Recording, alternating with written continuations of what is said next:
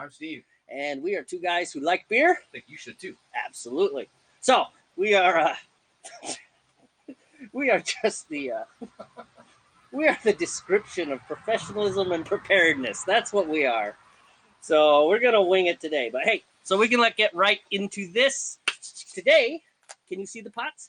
Two pots. Do you know what that means? Double beer day. Or we just have a decorative pot. But no, Steve is right. Double beer day indeed. So Steve is going to tell you all about his beer. Well, today I will be making an ESB, which stands for Extra Special Bitter. It's a traditional, quintessential British ale. I'm not going to go into some big long diatribe about the history of it, but I will go over the ingredients with you. So we're going to use 6.6 pounds of Golden Light malt extract. I don't have my cans out here, but that's all right. I can go get them. No, it's fine. 3/4 pound of Crystal 160, so it's going to make it kind of dark, but not too dark. I'm going to use 1/4 pound of roasted barley to kind of get some reddish hue in there.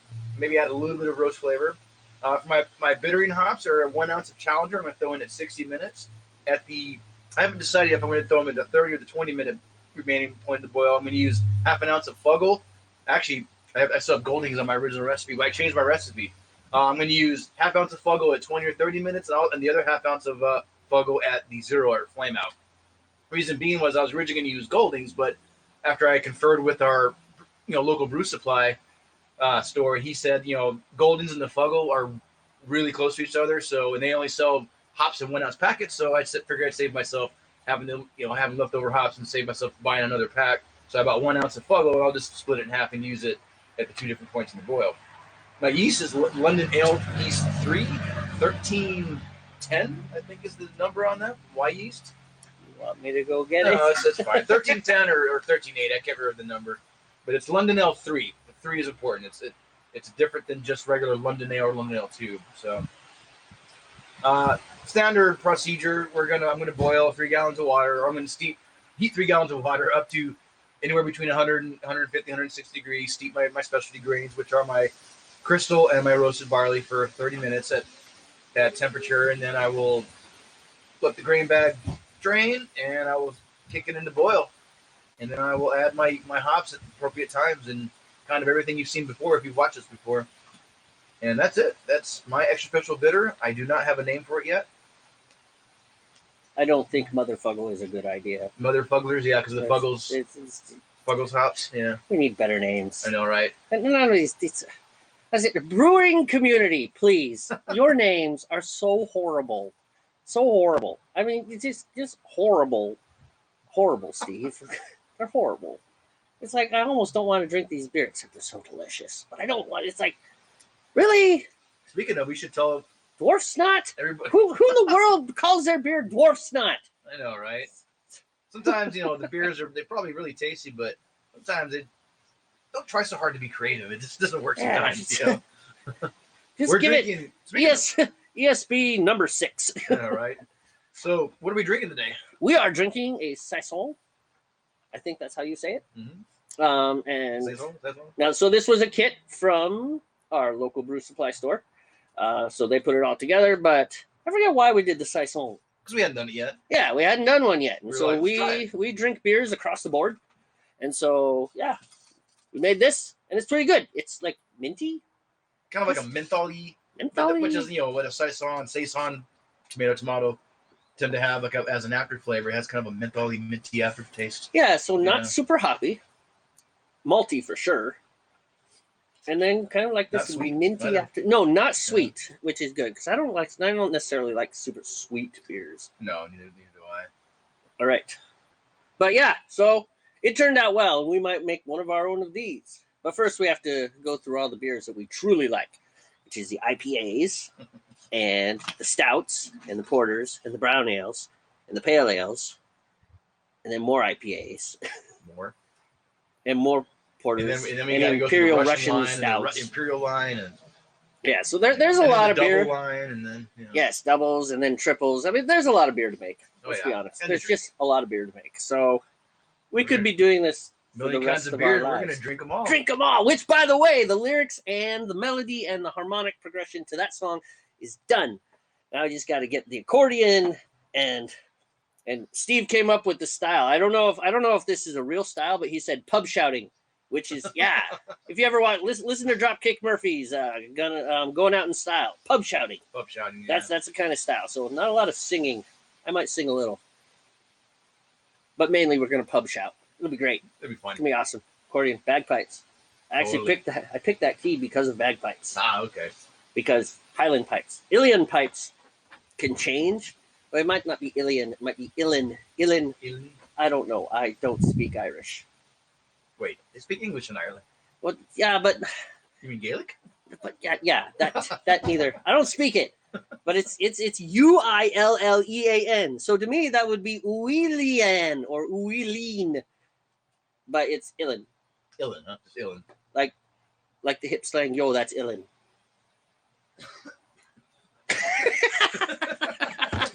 Hey, I'm going to add my water while you tell them about your beer. Okay, yes, you should tell me. All right, so also hailing from the great country of England, we're kind of English today. We are. Which works well for me because I'm half English. Yeah. Bloody. Oh, you're part Irish. I am. Bloody. Americans are so much fun. I'm part this, I'm part that. I'm part this. It's just like, we're American. Right. I mean, yeah. In any case, NewCastle Brown Ale. So I'm going to make a clone. NewCastle, unfortunately, is no longer. I think it might still be brewed in the original brewery. I'd have to look it up. It's but the original NewCastle type stuff it's been purchased. It's by InBev or Heineken or Americanized now. Well, which is a shame because I love the original NewCastle. I mean, this stuff isn't the stuff that I make's good. Yeah, you're right. It is. I think. Of course, I'm biased. Anyway, so hey, let me drag it up. I have my recipe is actually online. You could actually make this beer yourself. I mean, you can make Steve's beer too. You just have to message us and ask us for the recipe. Yeah, I have no problem sharing my recipe. Yeah, these aren't all right. So these aren't trade secrets. These are just things that we're just giving it a shot. In fact, we have yet to taste our own beer, like our own designs. Yeah, we were hoping the last one we made, which was the Old English Ale, which was the first recipe I designed from scratch. Would be ready, but it's not ready yet. So it needed to sit in the secondary for a little while longer, and then I think I'm going to rack it tonight. That way I can start carbonating it. So maybe we'll do a hip shot broadcast tonight. I'll go over to your place, or take a taxi, or something. Anyhow, so the original NewCastle, for those of you that don't know, and maybe you're new to the broadcast or you're new to beer, the original NewCastle was actually a blend of two beers. It was a strong dark ale that was aged, and then a younger amber ale, and they would blend them together. And you want to do my water too? Yeah. Or I can do my. I'm just gonna keep talking and get through this. Yeah, I'll get your water. I'm just getting mine started because. So in any case, let's stagger a little bit. Let's just rock through this. So we're gonna go straight to extract because that's the kind of brewing we do. Although I got to tell you, I have been studying and. I think we are dead. Really? There you go. You got it? Yeah. So I've been studying all grain brewing and things like sparging, which is fun to say. Say it with a sparging. And mash tun. And louder, which is not louder, it's louter. Louter, louder, for lautering. Like the Canadians, louter. Actually, they promise. I've just alienated our entire Canadian. I know, right? I'll put you. Suddenly, Canada. Give you a. Yes, crack kills, dude. Crack kills, man. All right. So anyhow, I am not focused here. So here we're going to go. We got 5.5 pounds of dry malt extract, 12 ounces of Crystal 55, 1.5 ounces of black malt, 1.5 ounces of chocolate malt, 4 ounces of torrefied wheat. The hops are 1 ounce of Kent Goldings. Okay. That was interesting. At the 90-minute mark, and then another ounce of Kent Goldings at the 30-minute mark. And then 1 teaspoon of Irish moss, which, dude, we need to start using this Irish moss. I forgot to get Irish moss again, yep. Because we'll talk about chill haze in a minute. Anyways, my yeast is, don't go to sleep on me, Y yeast number 1028, Special London. And yeah. And then so for the first part, we're just rolling. It's exactly the same. We bring both these things up to 150 degrees. And then we steep for half an hour. And then since we're at my place, outside on my totally destroyed patio, which you don't need to talk about, we just throw the bags on the ground. Unlike at Steve's place, where we'd rather not get his garage floor all sticky. All right, here's your flame.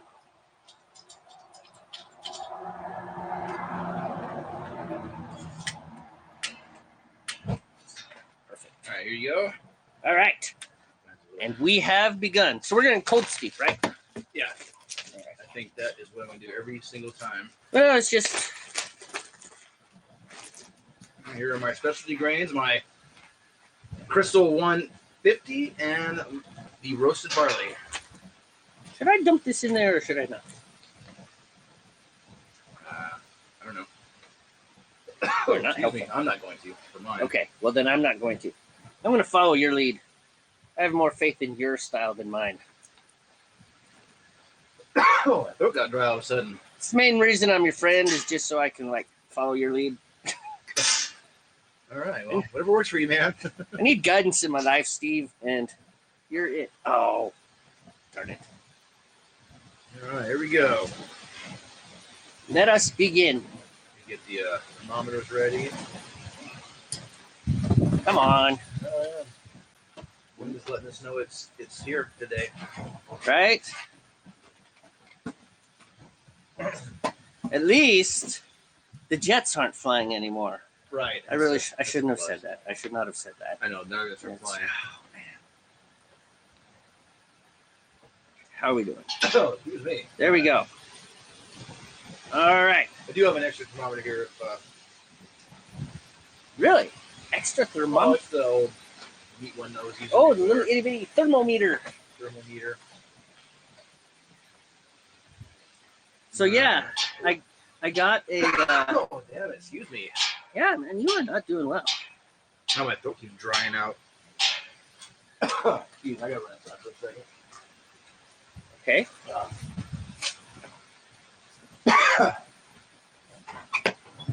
So we're gonna do some interesting things today. Ooh, never saw that little thing. Huh. So today we might. Not gonna lie to you, right now I do not have a primary to put this in because my wee heavy or my Scotch ale, actually that I did 2 weeks ago, is still in my primary because generally on a 2-week rotation. So we let it ferment and do its thing for 2 weeks.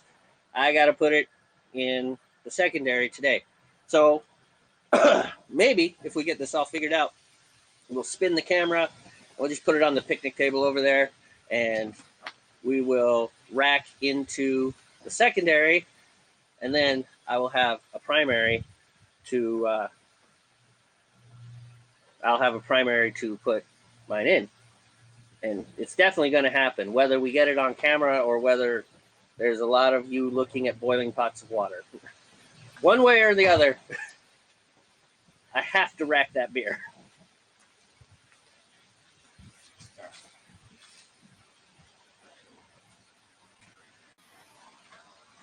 Set these closer to the thermometer. And so fortunately, my boil is 90 minutes and Steve's boil is only 60 minutes. So that gives us like an offset to do some stuff. We got our hydrometer. Yeah, I'm trying to weight things down because that breeze keeps popping in. Yeah, I know. The breeze is going to take our stuff with it. Yeah, that would really suck. Tone suck.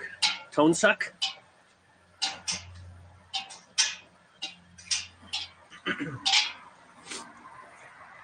So anyways, that's the plan. It's very poorly thought out, and hopefully it will be more well executed. So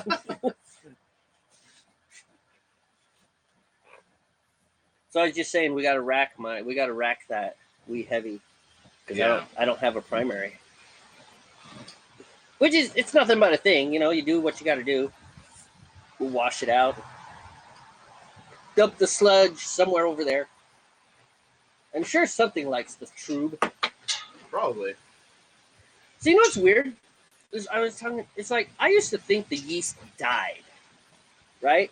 Like it died of Right. alcohol poisoning, but apparently no. It just gets drowsy and it flocculates together It's and then settled. settles out, and it just kind of goes dormant again because I've heard of people reusing the yeast. yeah, they'll use yeast from a batch, and then they'll restart it. I've also heard that you can only do that like a limited number of times, less than 5, I think. Oh, okay. I was reading somewhere apparently it mutates Huh. and starts to not do what you're really expecting it What to it should do, be you doing. know? So like we could take the yeast cake out of yours and it would essentially be London Ale 3 again, right? Because that's what it is, right?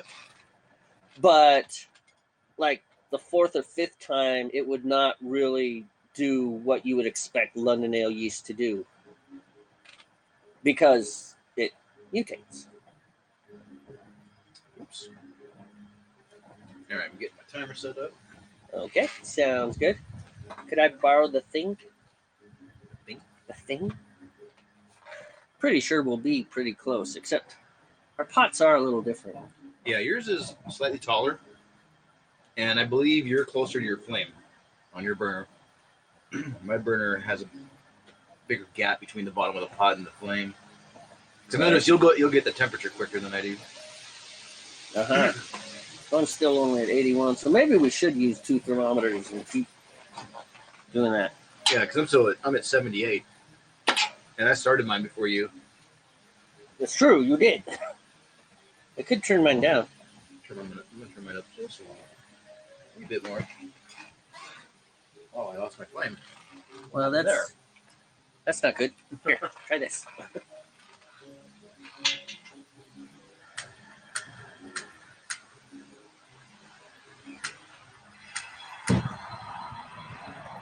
There it is.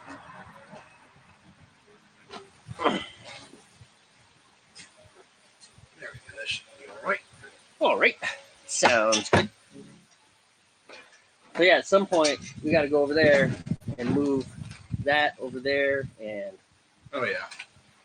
Yeah, with my recipe, I didn't calculate out all the stuff like the HVUs, the bitterness units, and all that. I could have done all that, but honestly, I just didn't feel like doing it. So like trying to figure out Yeah. how. Well, there's formulas for it where you can figure out your bitterness units and I won't know the alcohol obviously until I do gravity readings. oh, that's what I was going to ask you. Should we do a gravity reading on that today, or do we wait until we put it in the keg? Well, I mean, you could do a mid-term or middle one, but final gravity is when it goes in the keg. So Okay, so no point in doing it today. Let's just blew away. one of the bottles. Oh, that's okay. We'll pick it up later. So, cooking along. Did you ever give me that other thermometer? Oh. Here, you'll rinse this thing off. Sounds like a good idea. Yeah.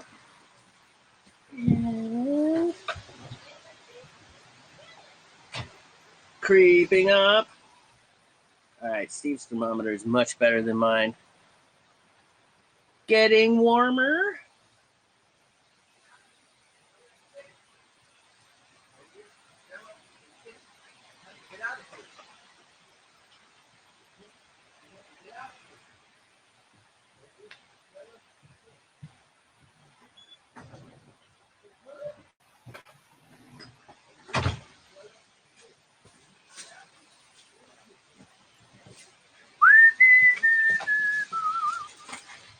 All right.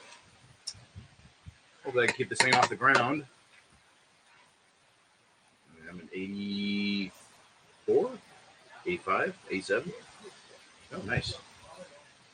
This thermometer is slower than the other one we had as far as getting to the actual temperature. What, the thermometer? Or Yeah, as far as, I mean, it's a digital thermometer. The one we had before, the white one, it got the temp quick as far as like, boom, like here's the your reading, it temperature. popped up the reading. Yeah, the reading was a lot faster on the other one. Yeah. But whatever. What do you expect for a little $10 cheapo at, Yep. at the store? It is what it is. So I was thinking about our shtick, dude. Shtick. We need a shtick. I mean, we had a shtick, but then it got old.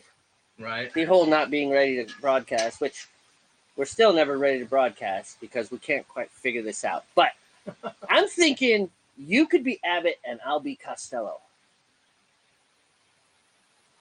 It's already taken, man. Oh, well, I'm not Abbott and Costello, obviously. But, like, you could be the straight guy and I could be the goofy guy. Oh, I see. And then or how do you feel about being the comic relief all the time? Sure, man. Don't lie to me. It wouldn't bother me. Yeah. Okay. Well, keep going. What's your idea? I don't know. That's as far as I got. Oh. I was just thinking about it today. I do a lot of dreaming. I drive a lot. And, you know, the radio, there's not much to the radio. And for some reason, I haven't gotten to podcasts. You know, maybe it's because all my cars are old and you can't just plug my stuff in. And yeah, I know, right? I have this thing about driving with earbuds in. And putting my iPad or my phone on the seat next to me and letting it play just doesn't work. Because, again, my cars are old, and so, like, there's a lot of noise in the car. Yeah. Too much noise. So, yeah, I was thinking, though, we need something. We need a new shtick. Yeah. I was watching Weird Al videos. So I thought the other thing is, like, eventually when we build the brew studio, we could have, like, tables so you'd stand up. And then we'd play wacky music, and you'd be all serious making beer, and I'd be, like, dancing in the background. And maybe I'd give you a hug once in a while. It'd be awkward. Because awkward is funny, right? It used to be, at least. And this is why I'm not a big star in Hollywood. Yeah, it was cool in the 1980s. All right, well, what's cool now? I don't watch television. You know, I haven't watched. Well, have you watched a comedy in a while? I have not watched a comedy in forever. Yeah, I just don't. I hardly ever watch any television. If I do, it's very pointed. It's not like, oh, I'm going to watch this string of TV shows on NBC or something. You know what I mean? It's like I know what I want, so I go look for it to watch it. You know, I just don't watch. Almost dropped the thing again. I just don't watch television on a regular basis. You know? I don't even know what the new shows are these days. You know? Yeah. Well, I wasn't even talking about television. I was just talking about, like, even. Oh, the movie? I don't know. I haven't seen. I don't watch movies either that much.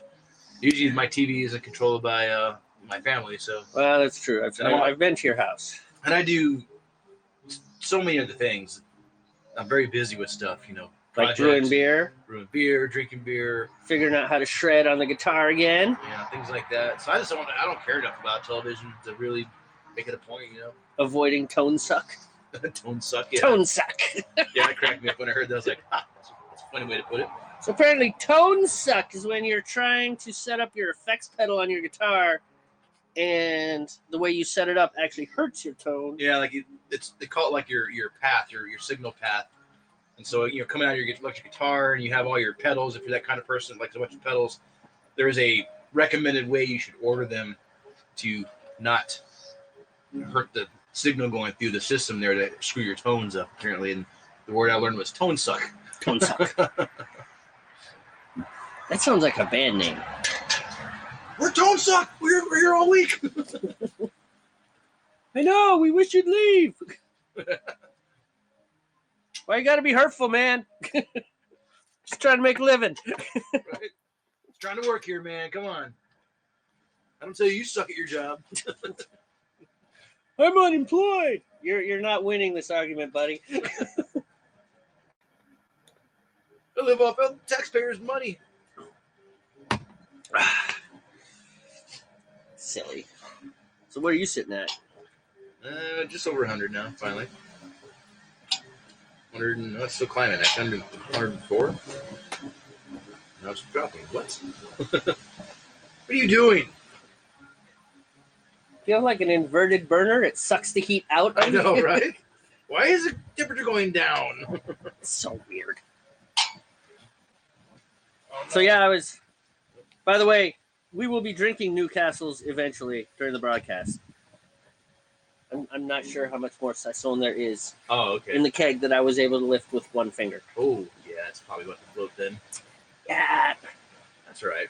No, it's not all right, man. That means we're drinking our product. It's good. Yeah, but it means 2 solid weeks of not having any beer of my own. I gotta buy beer.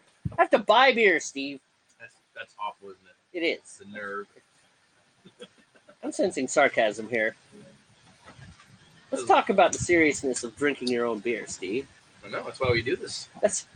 You don't take drinking your own beer seriously enough. Touche, that was good. Good one.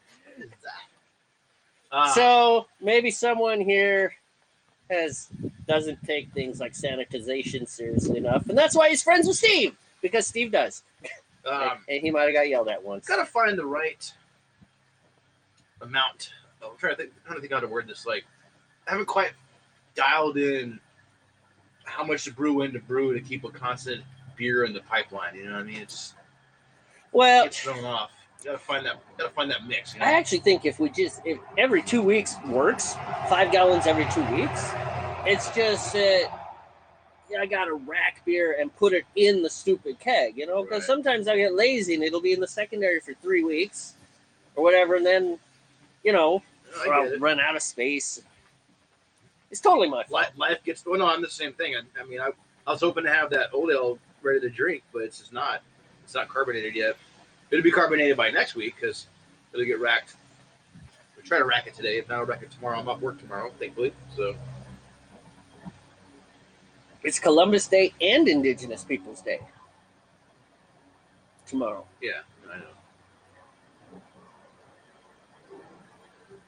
Come on, Cletus. So that's the day when government workers get the day off, and everybody else works. Everybody else still works. Everybody else works, Steve. How do you feel about that? Any guilt there? Feeling guilty? Not at all. So callous. Choose your rate, choose your fate. Oh, good point, man. Good point. Hey, I don't make the rules. It's true. Any boss out there can say, hey, Columbus/Indigenous Peoples Day is a day off. Or the taxpayers could say, hey, we're paying you taxes. We got to work. You got to work. These government jobs are too cushy. I think they should be just that much above slave labor. That way nobody would want to work them. The government would naturally shrink by attrition. That's funny. It would. But, then again, certain jobs that need to be done, they would be empty too. Right, pretty much. Such a balancing act. This is nice and dark, man. But that's because of that Crystal 150. Yeah. I don't know what the Lovabond number for this is. Again, I didn't feel like calculating it all out. I know I'm a terrible brewer, but I'm still just wanting to have fun with the recipe design. Well, at least you're not like that one lady that did 5 pounds of base malts as her specialty grains. No, it's the other way around. She used it's 5 pounds of Crystal as her base malt. Our supplier, sounds bad, like a drug dealer. Our grain supplier. We should just go ahead and, give them props. They probably wouldn't care. Right. He was telling us a story that some lady came in like, oh, blah, blah, blah, complaining about the recipe. When he looked at the recipe, he was like, yeah, this is why. Apparently she was trying to use 5 pounds of Crystal malt, which is a specialty grain, as her base, like do an all grain kind of thing, but she was trying to mash it. You don't do that. I mean, no wonder it tasted like crap. You know what I mean? It was the wrong kind of malt for that. Crystal malt or specialty malts, they actually don't produce a lot of sugars. They provide body and mouthfeel to your beer. Not a whole lot of sugar comes off of it when you steep it. And when you use 5 pounds of Crystal, boy, do you get mouthfeel. Mouthfeel. It's like drinking oatmeal, I think, Oh, speaking of which, oh my goodness, I've told you I hate oatmeal, right? Yeah, oatmeal is nasty. It's gross. Yuck, yuck, yuck, yuck. It's like my 5 foods that I don't eat. Oatmeal, liver, squid intestines, camel's milk, and oatmeal again. 5 foods that I don't eat. Oatmeal again. And oatmeal again. Oatmeal is repulsive, okay? I like oatmeal. What's wrong with it? What's wrong with you? No. Squid intestines, I can agree on that one. Okay, liver, yeah. I like liver too. So. How are we even friends? Those aren't even foods. This is an organ. It processes alcohol, which by that you would think that I would like liver, but I don't. It's nasty. Yeah, yuck. Nobody can make liver to make me like it. Emerald Agassi or Gassy guy, or who's that really mean cook guy? Oh, the British guy. Yeah. Excuse me. Gordon Gordon Ramsay. Gordon Ramsay. Right. Gordon Ramsay could make me liver and onions. He could pour his heart and soul into it and swear at 15 sous chefs just to let out and and all that energy and passion would go into it. And I would be like, this is yucky. You're like, nope. On his Iron Chef TV show, I'd look him right in the eye and say, this is yucky. Yeah, I do not like it. Yucky. I watched some like uncensored, unedited versions of that show. Yeah. He's brutal, man. The stuff you don't see on the network, you know. Anyone punch him? No, but there was definitely some pissed off people though. Yeah. And he just called them some pretty harsh names too. Well, I don't know. And then this really hard criticized their food. Some of them had it coming. They were just, that's like, why are you even on the show? Some of these chefs are competing. It says, why are you even here? If this is how you treat your kitchen at home, you definitely don't need to be here.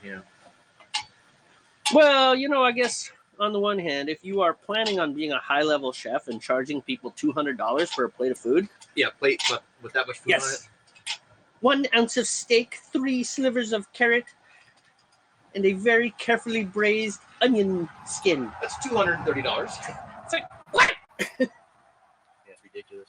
Yeah, I get it. There's this, when you're at Gordon Ramsay's caliber, in that kind of restaurant, man, it's got to be perfect. I don't know. Have you ever tasted his food? No. Neither have I. Maybe he sucks and he just has really good PR. You don't know. I don't know, but I would imagine that it doesn't. Okay, you're right. Okay. But you're right. I don't really know. I've never had Although I gotta tell you, afford his restaurants anyway. Yeah, let's have a sure water. I mean, rob enough banks, you can afford anything. Although I did see, there's one thing. So I'm not so cool with the whole swearing at people for cooking. It's like, come on, dude, ham sandwich, steak mignon, it's all the same. It fills a hole. It keeps me going down the road so that I can do the things I like to do, like make beer, right? Right. See, in the beer community, we don't swear at people for making a bad beer. We say, that's okay, you're learning. Next beer, right? Because relax, have a homebrew. We are friendly, good people. We're not mean, nasty people. Forgot where I was going with this. This happens to me a lot. Point being that Gordon Ramsay did a video where he was teaching his kid how to hunt wild rabbits. Wow, really? And this was the kind of video that PETA people would just be like, and fall down. Right. Or they would pick up guns and go hunting. I mean, because I hear there's some pretty violent PETA people too. Probably. They also do other crazy. They chain themselves to ships and things. No, that's Greenpeace. That's Greenpeace, yeah. I mean, I don't know. I get it. I don't want to poison the planet either, but some of these people are kind of crazy. Point being is that this video showed him killing the rabbit by breaking its neck, and then gutting it and the guts and the blood and all the things about. Was he making Hassan pepper? What was he doing? Well, he made some sort of rabbit stew. It was some sort of rabbit thing, and he put it over noodles and then served all his kids. But the cool thing was he was teaching his kid how to hunt rabbit, and Right. it was like a quasi-brutal video, but I really loved it. It was awesome. I liked it. So yeah, there you go. I don't know why I was talking about that. I feel like we talked about Gordon Ramsay a lot on this broadcast. Do we? I don't know. This is the first time he's ever been mentioned. Oh, okay. that I recall, but then again, usually half tanked by the time we're done with the broadcast. So. That's true. We're not half tanked. Come on, we moderately pace ourselves through the whole show, and we are in control. You believe whatever you want, man. I know how I am. I am just fine. I didn't say you. I said I'm half tanked. No. Not now, but by the end of the show, I'm usually half tanked. What are you sitting at? Last reading was like 126. And I'm at 140 and plus. I'm going to turn it down. Yeah. So you're closer. Your flame is closer to your pot than mine. There's like a big gap there on mine. I wish I could see my flame. I can see your flame. Can you see my flame? Yeah, I can see your flame. Okay, how low is that? It's really low, like on the verge of going out low. Okay, maybe a little more. There we go. It just seems like I either have almost out or... Oh, no, I get it. Can I borrow your thermometer so I can tell where I'm at? This one only says 140 plus. That's all I'm getting.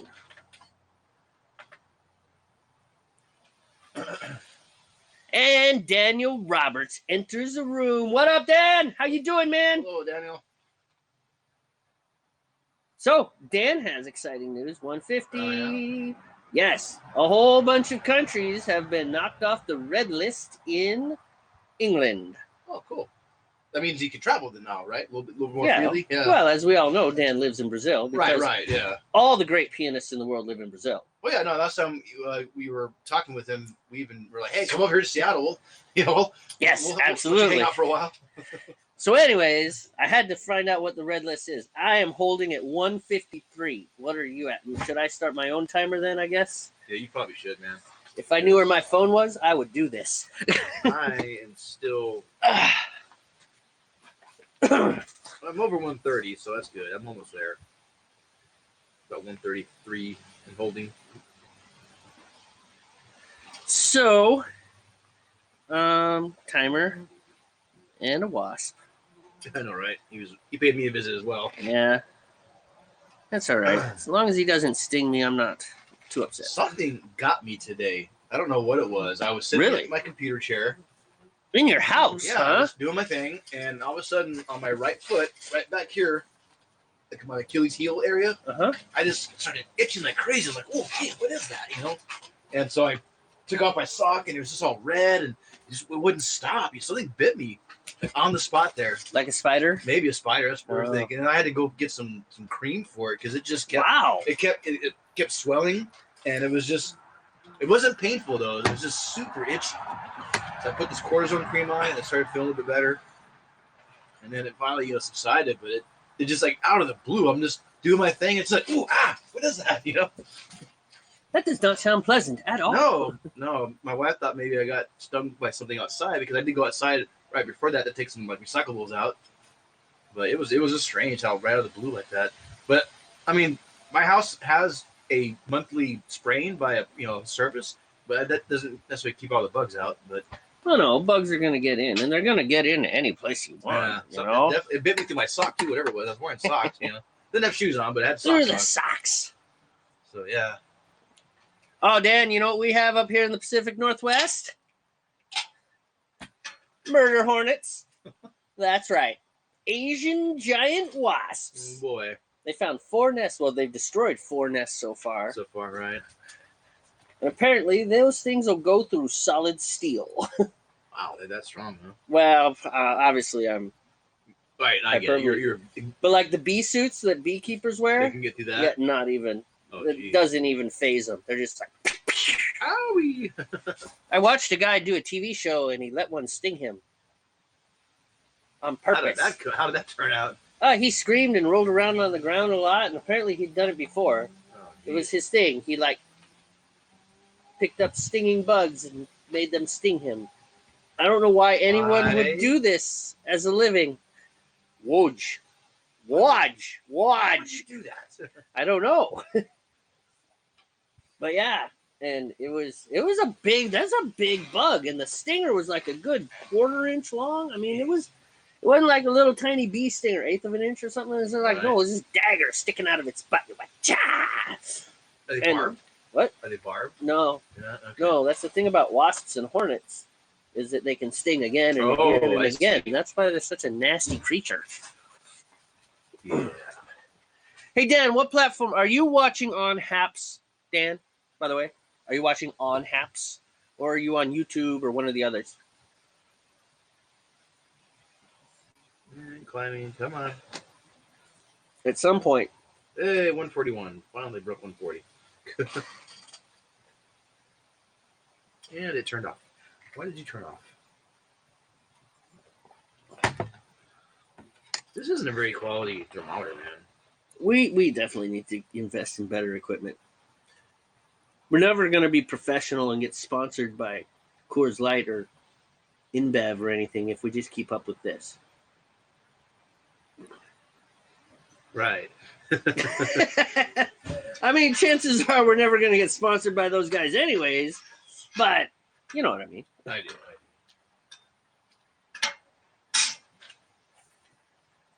This one's even harder though, because there's not even a 150 on this. There's 140 and 160, and then little itty bitty tiny tick marks, which even if I had perfect vision, I wouldn't be able to see. Well, we're climbing up towards 160 over there though. So stir. Oh, come on. That's taking a sweet time today. Nice. So lately, we've been working on new music, and by we, I mean me, but Steve is kind of tagging along. So I got a buddy who has a YouTube channel called Big Bill's Garage, and it's all about building cars that would probably... He's going to die in one of these cars one day. I've just accepted this. I mean, these cars are like, I don't know, Bill. I'm not sure that you should be putting those parts on that car. Lots of horsepower? No, not necessarily. Just like structurally unsound. Oh, wow. Okay. I don't know. They're probably awesome. I mean, he's got this Ford Explorer that he's kind of working on. And he said, I'm going for the Mad Max look. And let me tell you, he has succeeded. This thing is Mad Max to the... I mean, he needs to kind of paint the whole thing black. Mel Gibson be proud. Oh, yeah. But he's got this hood scoop that is all angular and obviously just riveted on, or it might have been welded on. But it was just... It's sitting right at 160. I can't break 150, man. You need to crank up the heat. Well, I don't want it to... I want to stabilize, keep stable. I mean, it's nice and slow. That's kind of what I want. I got you. 147. I'm almost there. 148. I can't see my flame. All right. I broke 150. I'm going to start my timer. Your flame is like the tiniest little thing right now. Wow. The slightest blue hue down there. That's it. Because my temperature is still climbing. Right. All right. I got to step off the camera for a minute. All right. Poor Steve's got some sort of thing going around in his head. Yed on his... Nice. So anyhow, Bill was using some broadcasting software or video software that whoever made the software had an agreement with some sort of music platform, royalty-free, just kind of stock music. And apparently they didn't renew their license with someone or another. But he said he was looking at his video, and next thing you knew, he's getting copyright strikes, and they're like, you can't use this music anymore. And he said not only his, but he noticed there were other videos that used that music. It was some heavy mode, but that's what it is. Why are you? I mean, look, you're the metalhead, man. I'm the one that makes fun of metal because I'm just like, that's all metal. It's like metal. It's like, that's grindcore. I'm like, okay, what's this? Oh man, that's housecore. It's like, what's the difference? I don't understand. Don't forget albacore. An albacore? That was my joke. I made that. That's fun because I'm funny. Albacore. Grindcore, housecore, tonecore, albacore. I have no idea what a housecore is, though. There's so many cores. Deathcore, grindcore, blackcore, applecore. I mean, just heavy metal. Jeez. Applecore. Now I'm playing. Now I have the angry faces. The makeup. And we're so serious all the time. And it's like some of their lyrics are like, I love you, you love me. But they sing it like this. I love you. So you don't understand it. It sounds really angry. They're talking about children's stuff and dinosaurs. But yeah, you scream it and it sounds angry. All right. I obviously respect heavy metal a lot. Okay, well, yeah, Barney's not dead. And hardcore, yes. Hardcore, right? Hardcore's a legit one, actually. Okay, yeah. So, anyways, there's like 1,000 genres of. Control my flame a little bit as well. Can I borrow that? There's like 1,000 genres of metal, and they all sound the same. Actually, they don't all sound the same. There are some differences. Well, yeah, you take a band like Dream Theater and put them next to Dimmu Borgir. There's a big difference there. You know what I mean? Oh man, I sent you that text last night, right? So I'm watching Memento Mori. Mhm. What is it? What's it? That's not right. Well, the song is Memento Mori. Is it Memento Mori? Yeah, you're talking about Lamb of God. Right. I'm talking about Lamb of God. Anyways, it was Lamb of God, and I'm trying to get this metal guitar sound in my head because I'm not a metal guy, and I'm writing a metal tune for this guy's video, and I'm trying to get the bass tone. And that clank thing is not, I don't think that defines Clank thing. What, the dingle dingle? Well, yeah, the dangle, the bass dangle. sounds. Dangle, dangle. Apparently, dingle dingle's a thing. Dangle, dangle. It's a sound. But, anyways, well, the other guy said he called it a clank, but that kind of like metallic jangle sound, the dangle, dangle sound. It's actually a really good descriptor. Dangle, dangle. If you say it, dangle, dangle, and then imagine a bass guitar kind of doing that dangly, right. dangle, dangle, it works. I'm sitting at 152. I am good. Dangle. A's have the umlauts over him as well. That's right. He was German. Yeah. I think he was I German. think he's German. Yeah, I think he was German. Yeah. Although Germany is not the only. He could have been Austrian. It could have been. Yeah. Well, who else uses umlauts? Come on, Dan. You're from England. You know all the European languages. Probably some in Sweden. Or the Swedish. Yeah. Sweden's not German though, but I think they might. I know. Use umlauts, possibly. Doesn't Switzerland use a variation of German? Switzerland uses German. They speak German in Switzerland. Dan's like, I remember that when I live in Brazil. When I took German in high school. The German-speaking nations were like Austria, Switzerland, Liechtenstein, Germany, of course. So close. Drain that, man. I'll go get us some more. This is probably going to be the last 2 glasses out of this keg. Seriously, it's pretty low. Let the float. Yeah. Yep. That's right. But we got NewCastle. My wife won't mind if we drink all of her beer. Seriously. Right. I kind of feel we'll be in trouble if we do that. Not all of her beer. Of course, Light, right? Wait, did I just say that?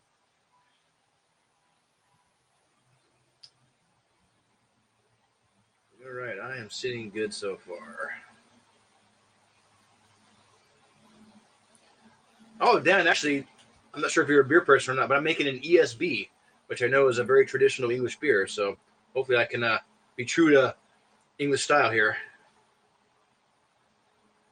And Jamie's making a NewCastle clone, which I know NewCastle's not made in England anymore, but still, I hope they preserve some of the English tradition there. Whoever owns NewCastle now.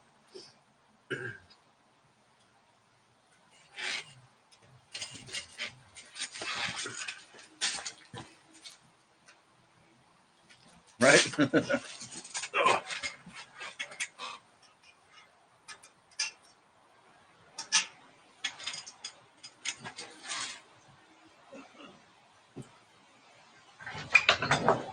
I was wrong. What's that? Oh, got full glasses? Nice. 2 strong full glasses. Now the next time down probably won't. Right, maybe the next ones. You might want to put some more heat on yours, man. What are we down to? You're like 148. Okay. I think your flame went out. I don't see any color down there. Well, that's great because the gas is still running. Now we're all gonna blow up. We're gonna blow up. Yeah, mine's pretty low. All right.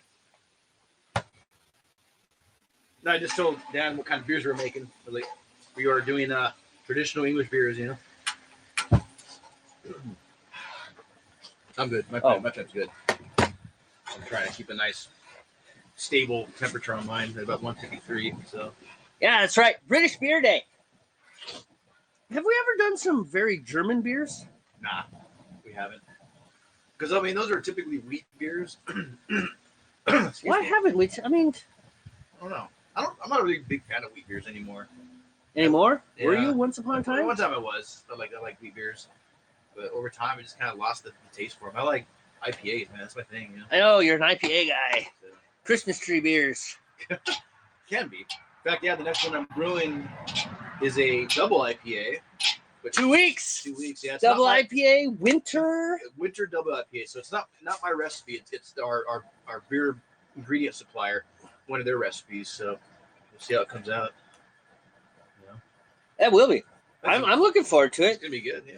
We'll see how. You know what you're brewing next time? You thought about it, or are you gonna design a beer? Or are you just gonna do a recipe, or what are their recipes, or? I'm brewing a NewCastle today. Let's not get too far ahead of ourselves. Time, huh? Let's not get too far ahead of ourselves. Pipeline, bro. Pipeline. I want to see how the wee heavy sounds. I don't know. Oh, you know what we should do, man? It's winter. Let's do a lager. Yeah, we talked about that. We could because it can be cold enough outside to just leave it set outside. it outside. Yeah. You know, let you it get ferment. some temperature tolerant yeast that'll go from like 45 to 65. Yeah. Throw it on the porch over there, and away we Let go. it go. Yeah. That might work, man. We have yet to do a lager, so Ales are so much more interesting. I think so. But I think they're more forgiving as well. You know, well, yeah, if you but err a little bit, it's not gonna ruin your beer. With lagers, I think you have to be a little more attentive, but that's fine. we never make mistakes, dude. Right, never. We're like perfect. Like that one time. Remember when we forgot to put in the water, and we were just like, we haven't even sparged this stuff yet. It was funny. I don't know why we were all discombobulated that one day. Why you got to bring that stuff up, dude? Because it's funny. Let's go back with we never make mistakes. Okay, we never make mistakes. That's better. All right, you're right. It's funny. I'm telling you, we never make mistakes. We're freaking perfect. Freaking Mary Poppins of beer. You know Mary Poppins? Yeah, I know. The whole tape measure, practically perfect in every way. Right. You know, when I was a kid, I loved that movie. it's Julie Andrews. I mean, come on. And Dick Van Dyke. And 2 kids. I don't know who the kids were. Yeah. They came back in another Mary Poppins. Oh, they did? Yeah, did they? Well, didn't they do a reboot of Mary Poppins also in the last 5 years or so? What? They did, and apparently it was actually okay. I don't know if I saw it, or I can't remember if I saw it. I'm always sketchy on reboots because it's like, come on, man, that was art. Like, if they try and do The Princess Bride, we're just gonna have to go burn studios down in Hollywood. Yeah, you can't redo that, man. Too many of those actors are dead. Yeah, well, you just hit it. I mean, there's certain things that just there was a magic that it's like, I don't know what it is about this, but right, there's no way. Yeah, know, like the Goonies. You can never remake the Goonies. Man. No, never. It wouldn't work, man. No, you couldn't. You couldn't do it. You couldn't remake it. Which one? We've mentioned 5 films. What do you say? He says, "Love that film." Oh, this is a problem with lag. Maybe it's Mary Poppins. I don't know. Well, he threw out "I Love to Laugh," which is one of the songs in Mary Poppins. Oh, you remember that? Okay. I love to laugh, and they're all floating around on the ceiling. You know what? I'm a good singer. You know, I see you laughing at me. I'm not laughing at your talent. I'm just laughing at the way you're just all woo. You know. Well, because that's what it is. It's like, see, I told you. See, oh, Princess Bride. Princess Bride is fantastic. Yeah. I mean, of course, Dan would like it because Carrie Elway is in a real British accent, unlike all the other Robin Hoods. Right. Right. Unlike other Robin Hoods. All right. Dude. Total jab at Kevin Costner. You know. I don't know what it was. If you ever saw the Kevin Costner Robin Hood, he was just like, "Hell, I am Robin Hood." Like so. Oh yeah, he had. You know? You're right. It was kind of a wooden performance. I mean, great MIDI soundtrack. Wait a minute, Princess Bride. Princess Bride was fantastic. That was actually. Do you know who wrote the? You know who wrote the soundtrack to Princess Bride? Actually, I remember being surprised when I actually paid attention to it one time. Think about it. Yeah, I'm trying to remember. I think I rock overheated. star person, isn't it? It is a rock star. It's a rock and roll musician. Like Meatloaf or something. I can't No, remember. not quite that bad. Who was it? David Bowie? No. Nope. I don't remember. Mark Knopfler. Oh, that's right. Yeah, Dire Straits. Yeah, Yep. that's right. Because I remember watching the credits one day, and I'm like, what? Yeah. Typing in the dark is hard. Yeah, you think?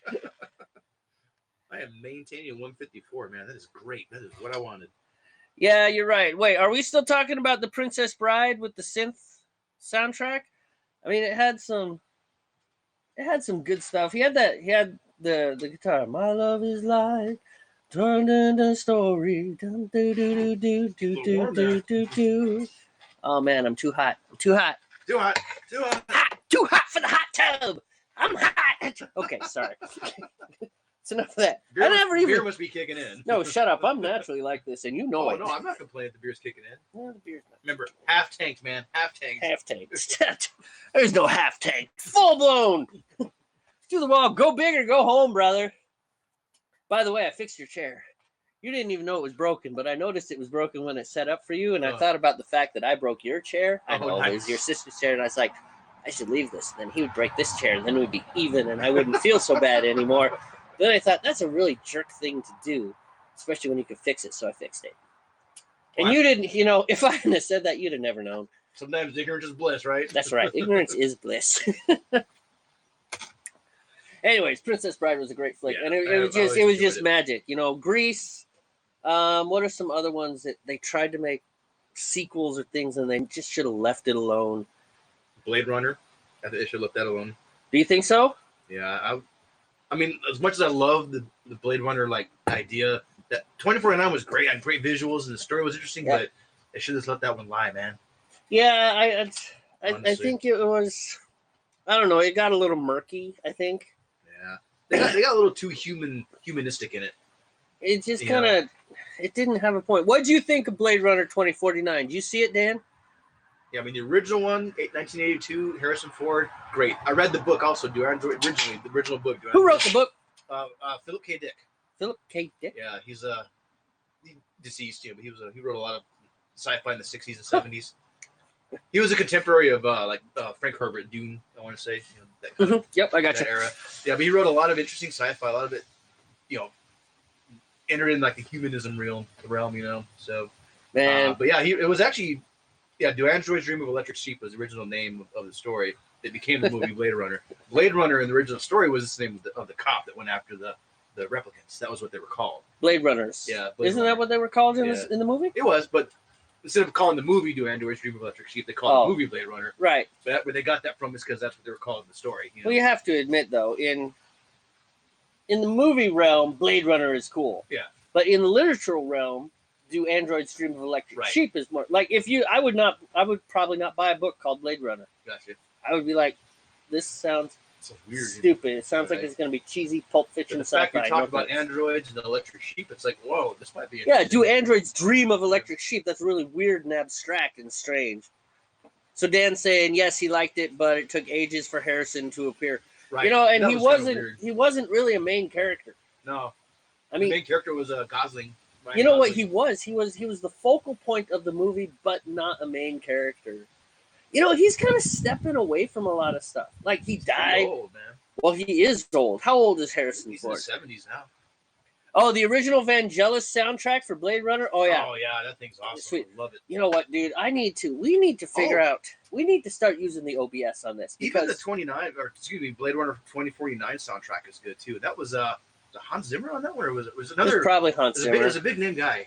I don't know. We got the freaking world's all the information in the world, and we sit here guessing about. But I agree that we should start using OBS so we can kind of pan stuff and like switch camera views. Yeah, like we could have a camera over here instead of doing the one time where we put the camera over there and then it fogged because of the steam, and that was really bad. Oops. We've had a lot of great episodes of professionalism on this. All right, I'm gonna bring this up for us real quick. I got like 8 minutes left. I need to check my temperature. I have not been checking my temperature enough. This is hard.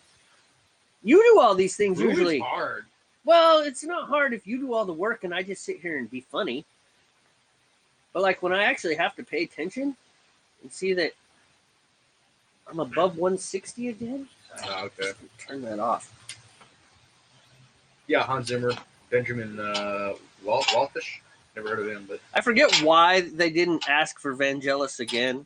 I think they did. But I believe that He was like occupied or something, wasn't I it? believe he couldn't do it, or they weren't willing to pay what he was wanting for it, or something like that. I forget exactly what it was.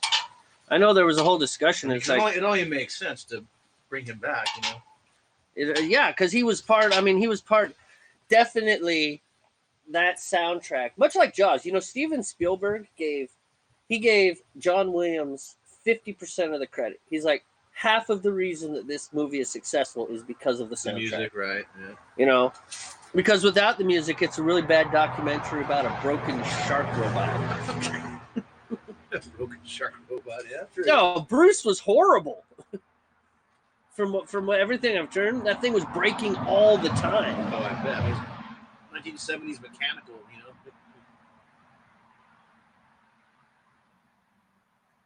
So, about mid 50s. What happens if you overheat this? As long as you keep it not too long, it should be fine. Keep it. Like if we get up to 170 and then turn the fire off. I don't think it's gonna hurt anything. Zimmer's new Bump soundtrack is amazing too. Bump. Oh yes, I remember. Jim Bump. Jim Bump. 003. 0.2. Well, there's James Bond, Right. and then there's Jim Bomph. Dan's in the dark typing. Gotcha. But that doesn't mean we can't make fun of typos. Bump. Bomph. Jim Bomph. 003.2. Are you a super spy? Well. No, but I play one on TV. I play one on the movies. I'll have to listen to that. All right, I got to tell you, Dan. All right, so Dan is a diehard Bond fan, right? He's kind of like Timo with Sonic. Oh, okay. There's no such thing as a bad Sonic video game. Right. I'm thinking Dan's saying there's no such thing as a Bond movie, bad Bond movie. How about View to a Kill? I didn't like that one. What'd you think, Dan? How was? You don't mad. have to spoil it, but how was the latest Bond movie? The name of which escapes me. No Time to Die. Yeah, I haven't seen that one. Too busy to die. I think Preoccupied. it's No Time to Die or something. I can't remember. Wait, I'm sure you can tell us. I would die, Yeah, but I'm internet, preoccupied. I could die, but I'm preoccupied. Not right now. Can I please die later? Yeah, I'm getting on the high side as well for heat. I have Okay, so we've got an amazing from Dan. I have 10.5 minutes on my remain on my boiled or my steeping, excuse me, just so you know. It was amazing and shocking. Oh, okay. That's the last one, right? Well, it's the last one with Daniel Craig. Oh, okay. I mean, James Bond never dies. You know, you just No, keep. It's He a gets franchise, reincarnated every time. right? It's kind of like Doctor Who, except they don't have to bother. They don't bother about worrying about Time Lord and explaining how he keeps coming back in different times.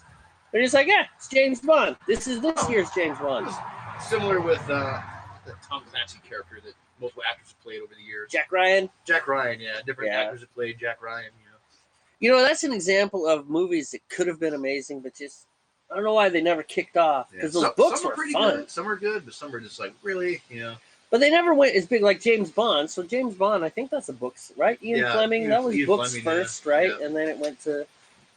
Yep. Anyhow, yeah, it's just. I remember seeing a couple James Bond movies, like Roger Moore era, in the theater when I was a kid. I saw Octopussy in the movie theater with my mom when I was a little kid. How that one got to be a title. I know, right? I'm like, that was just like that's right. Even Well, now, the you're character just like Pussy Galore is a character. I know it's just, You but know, still, it's from the just like 70s. well, I guess. I mean, it's just like And then Austin Powers made fun of it. A lot of vagina. yes. My flame went out because all of a sudden I could smell the propane. I'm like, wait, it's not propane. I turned my flame off on purpose because I was way over. Oh, I gotta step off in a minute here. Okay, I need the flamer. Okay, there's that. That was mid-high, but not anywhere near going over. No, I went over 160, so No, it'll be fine. I flamed mine out. You just wouldn't want to leave it at at a higher temperature for too long. I mean, when you mash, like I know we're not mashing, but if we were like mashing base grades, we would go to like 175 and keep it like an hour at that. You know what I mean? But that's mashing though. That's different than steeping. Right, completely different. The song All Time High, because it's hard to have a song called Octopussy. You're right. That's a little bit Everything okay? yeah, no. It's just I got a phone call from the wife, so I should probably answer. Yeah, you probably should. Totally. You know, Tom Brokaw does this all the time. Takes calls from his wife in the middle of the nightly news. Nice. Yeah, I'll monitor your stuff, man.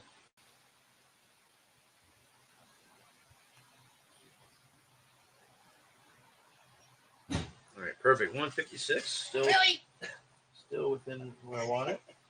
In the middle of my super professional broadcast that everybody on camera can hear, even though I'm not on camera. Okay.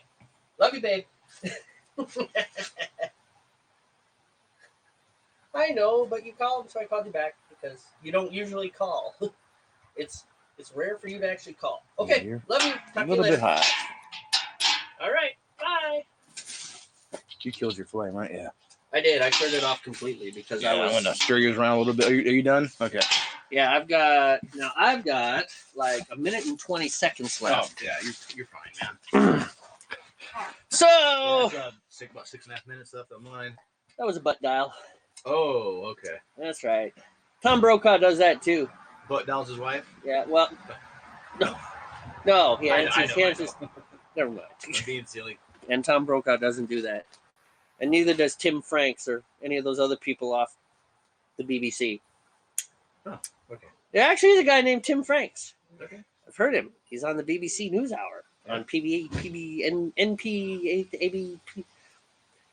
Pabst. Blue Ribbon News? Yes, the Blue Ribbon News, PBR, NPR, National Public Radio, NPR. The closest thing America has to the BBC. NPR. That's what we got. I don't particularly care for the NPR News. Okay, so correction. Their news is okay. You know, I heard someone say that about Fox and CNN. It was an article. And he said, if you look at the news, like the actual factual reporting, both those organizations, they're okay. Where you find the bias is in their news-centered entertainment programs. You know, so like Tucker Carlson, or I don't even know who CNNs are. No idea. But like MSNBC has Rachel Maddow, right? And those folks are heavily biased, right? So they talk about news stories, sure, what's in the news, but this is not journalism like these are the facts. This is how we take this, and this is how we think. Right. And they're speaking to an audience. Rachel Maddow's talking to an extremely left-based audience, and Tucker Carlson's talking to a right-based audience, and you know, they are. I got you. I just want to check the temperature on this one more time. All right, man. So I am ready to pull this out. Yeah, I have just under 5 minutes on mine, but I'm maintaining good temperature. And this thing turned off again. Battery saver? Probably. Yeah, I'm under 160 now, so I'm sure we're good. All right. So I'm going to go ahead and pull that. All right, Dan, take care of yourself, man. Take care, Dan. Have a fun time. Congratulations on being able to go back to England and just get off the plane and go visit your parents and not spend 2 weeks in a hotel. So that's it. Apparently, Britain had this thing called the Red List. Yeah, you're telling me about it. You were telling me about it last time. Right, and it's a whole list of countries where if you're coming from that country, right, you have to go quarantine. And unfortunately, as we know, Dan lives in Brazil, and coming from Brazil.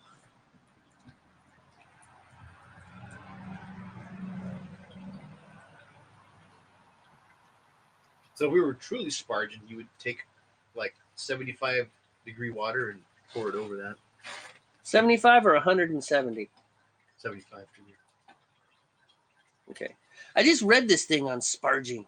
Yeah, take care, man. Thank you for coming by. Really appreciate it. Yeah, well, I thought maybe there's one part of it. No, because you mash at 175, and it was talking about keeping a kettle of water at about 75 degrees off to the side, so that way when you pour if you do like a brew in a bag, you just pour that water over it. But you know, because you can do a full mash in a bag. That's what they call it, also. Mash in a bag. So you don't have to use a mash tun. It's a way to do all grain brew without a mash tun. Yeah, I was just reading an article today as I was sitting in the Safeway parking lot waiting for my van to cool down. Yeah, right. And it was kind of interesting, and it was talking about fly mashing and batch mashing and no mash or no sparge mashing. Right. Anyways, there's like 3 different ones. One of them, you just dump stuff right into the wort. You just rock and roll. Be free, little grain bag. Splat. Yeah, all the procedures, all the procedures I was reading about was you would aim in flame, please. You would have you get your water to temperature, and these people use coolers because of the insulation on it. Yep, this guy was talking and about you just put your grains in there, and you pour the whole thing in there, and then you close it off. You set your timer, and your mashing process is going to take about an hour or whatever it was. You know what I mean? And then you would drain it off. You drain it into your boiling kettle. And there's your wort. You know. And he had this. And then you could either do specialty grains like we're doing now, or A lot of times they would just put the specialty grains mixing with their base grains. Right. See, that's the thing is like, what we were reading about that, there's about the whole idea of steeping. Right. And it's like steeping has kind of come into vogue with all grain guys. Right, so right. they'll make a base wort and then they'll do steeping just like we do. Just like we do, yeah. But obviously, I think we were correct when we were reading. It's like, because you read these recipes, these things, they're written from the idea that everything goes into that mash and it goes all at once. All at once, yep. And then you just bring it to a boil and then you do your hop schedule. And then everything else is the same that we always do, I wonder how that works for. Well, I guess it's because a lot of your crystals and things aren't malted. No, they create diacetyls, dimethyl. What is it? Probably not diacetyl. Diacetyl is the stuff that makes that's popcorn taste buttery. Excuse me. No, it's another chemical compound. Right. It comes from the crystal malts, and it creates the flavor of mouthfeel because it doesn't ferment, so it adds. Right. It's a non. Oh, a little bit dextrins. Dextrins, I think is what maltodextrins. Yeah, it creates dextrins which don't get broken down, and so it creates body and mouthfeel for your beer. Right, but it's because of the way that grain is. It's not malted. If they malted it, it would just turn into regular sugars, just like your base grains. Excuse me. Come on, I have 30 seconds. Okay, I think we're pretty close. I'm gonna keep my flame kind of low. I'd like to hit boil right about at the same time. Thing is, you're going to boil sooner because you're closer. I know, that's why I'm keeping my flame low, and we just need to turn like afterburner on yours. I need to get my cans out here. We need to get our malts. Well, we still have to get up. Oh no, you're right. We do. Oh, I should be doing that now. Yeah, malts need to come into play now. All right, we're ready. And then we'll be right back. I'll get it off. Okay. I'll be right back. Sounds good, man.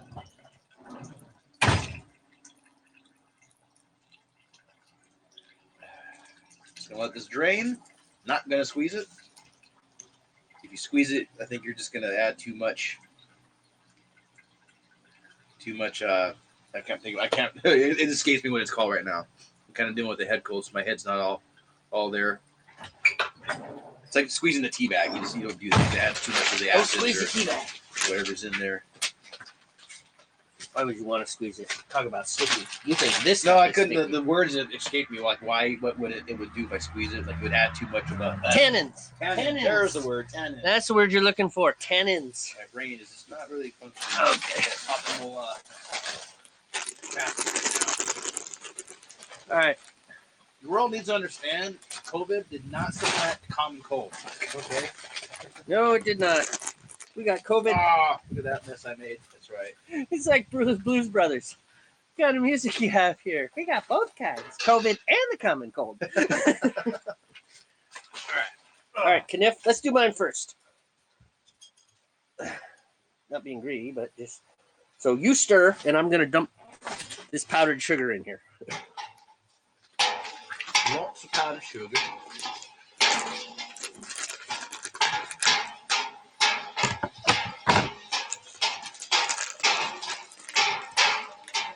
You have a lot of powdered sugar in yours. Yes. He's making a confectionery beer. Yes.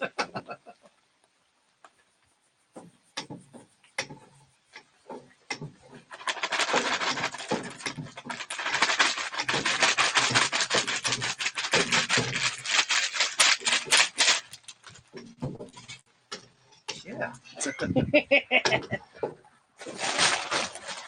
But wait, there's more. There's more. 1 million pounds. So we're putting in the Jamie's batch is dry malt extract. So specifically, Breeze Pilsen Light dry malt, 2.0 Lovabond. So this is not going to add any color. Ingredients: malted barley and water. Product of the USA. All right. We're actually adding a little bit more because the recipe says 5.5, and we're going to put 6 because I don't feel like figuring out how to not put 0.5 pounds of something in here. I'm just going to go for it. So it'll be a little bit higher AVB than. It'll be fine. So the one thing we have discovered when using dry malt extract is you've got to be careful because this stuff will boil over. Oh my goodness. Fortunately, it doesn't sink right to the bottom and scorch. All right, go ahead and get your stuff prepped, and I'm just going to stir. Okay, you stir. And I think we don't necessarily have to break up these. I think they will dissolve. Yeah, they will. They will. Once it heats up too, it'll help dissolve it. So I'm just going to stir like this and keep going. All right, mine is malt extract, liquid malt extract. I'm using CBW Golden Light from Brees as well. I think the only thing they carry is Brees over there at our supplier. Which is fine. This is like the industry standard for malt extracts, you know, at least in our area. You can get, there's different ones out there, but it works for our purposes.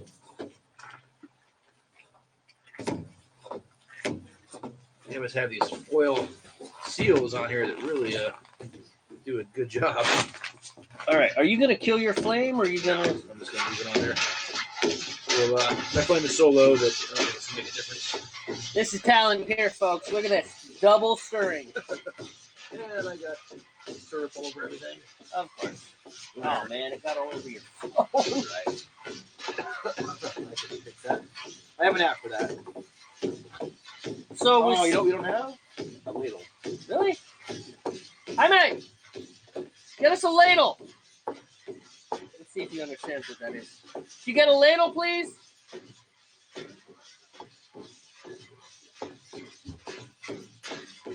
So with Steve's, it's a little more important because the liquid malt will go to the bottom and it'll scorch because he's still got his flame on. It's something you want to avoid.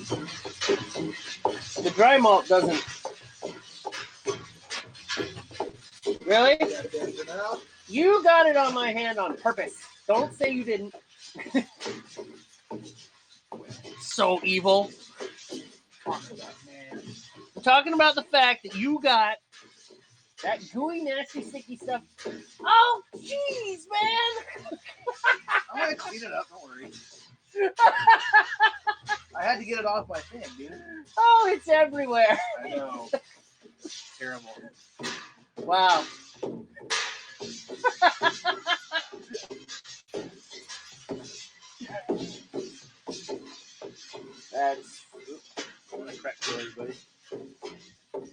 That's pretty funny, man. I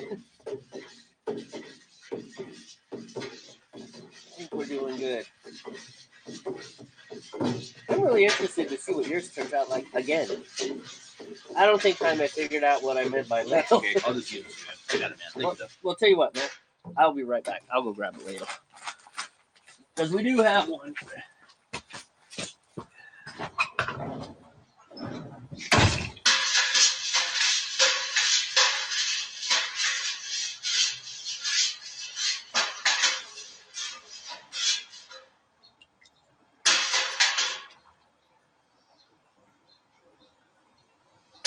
All right. Yeah, he didn't know what that meant. That's okay. He's definitely about to give us the yeast. Oh, okay. It is fine.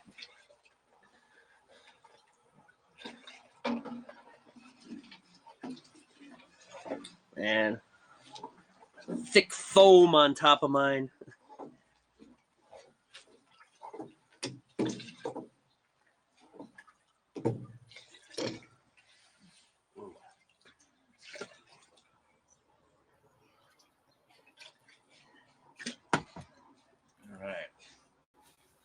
Get off my phone after this and get a You're like this table down.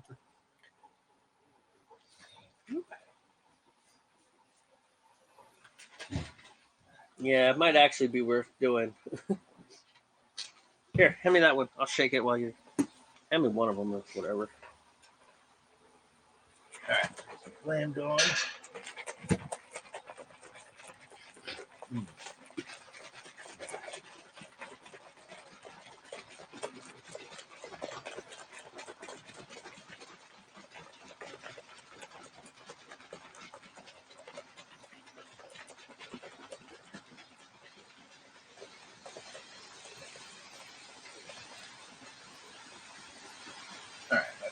good.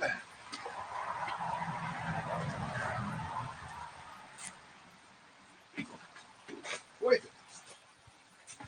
And Chase is on the scene. How you doing, Chase? Where you been, man? You're late. Oh, he had a race. He was racing. Oh, did you? Yeah, I know he was. Here, let me have your trash. I'll throw it all away. Yeah, hold on a second. How'd you do, bro? Did you win? Did you lose? Did you place? Did you crash? Have your bags, man. I'm going to say you didn't die because you're chatting with us.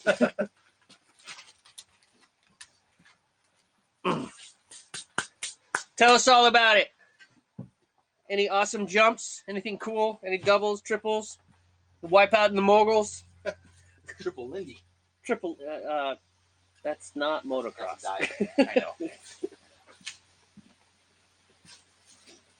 All right. I thought you did dry off from now on. Just leave it.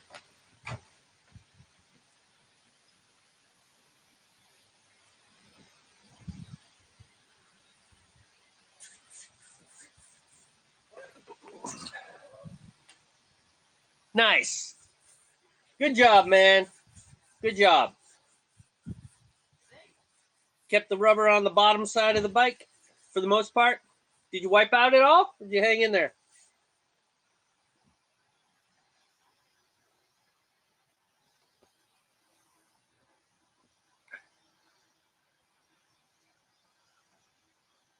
So Matt, being your stepdad, Matt,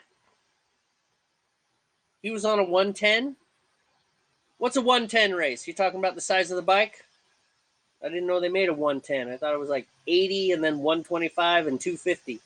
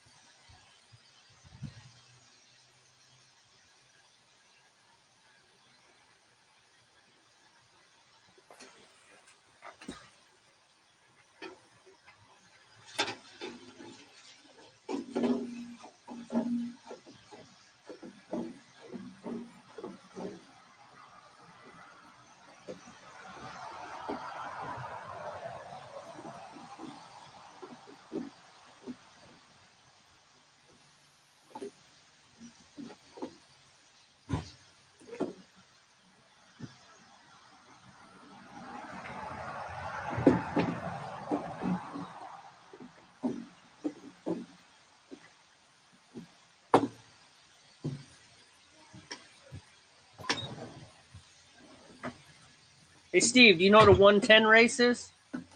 110. Yeah. I don't know if that's a motorcycle size. I don't know if that's a CC or... Because I thought there was like 80s and 125s, 250s. Yeah, CC wise, yeah, I don't know what the 110 is.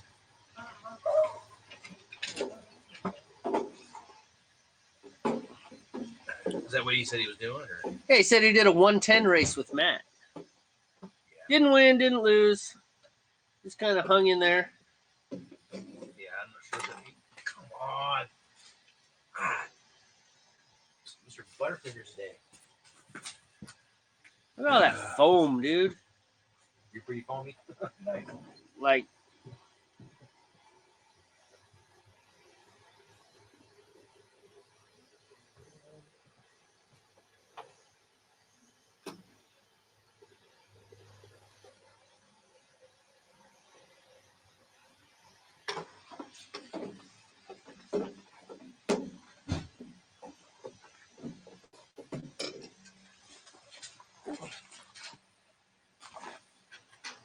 stir this one too.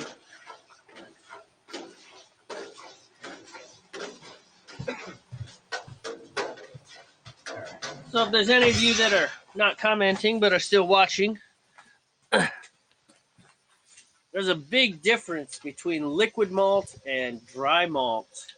Not so much in what they do, but just the way they interact. Like, look at that. That is just all foam from the top of mine. Whereas Steve, go ahead, Steve, scoop up some of your foam. Minimal or foam. Lack thereof. Mostly it's liquid. I got this thick, this is like milkshake foam. Oh, yeah, it is. But you know, it breaks down. Once you add the once it hops, gets the temperature, especially if you add the hops without boiling everywhere, right? which is our goal today. No boiling everywhere. No spilled. Oh, I got a lot of that crap all over me. As in dry or liquid malts. Look at that. Yeah, you're gonna need to wash those pants tonight. Yeah, they're going in the laundry. I could just spray you with the hose right now. It'd be cold, but you'd be less sticky.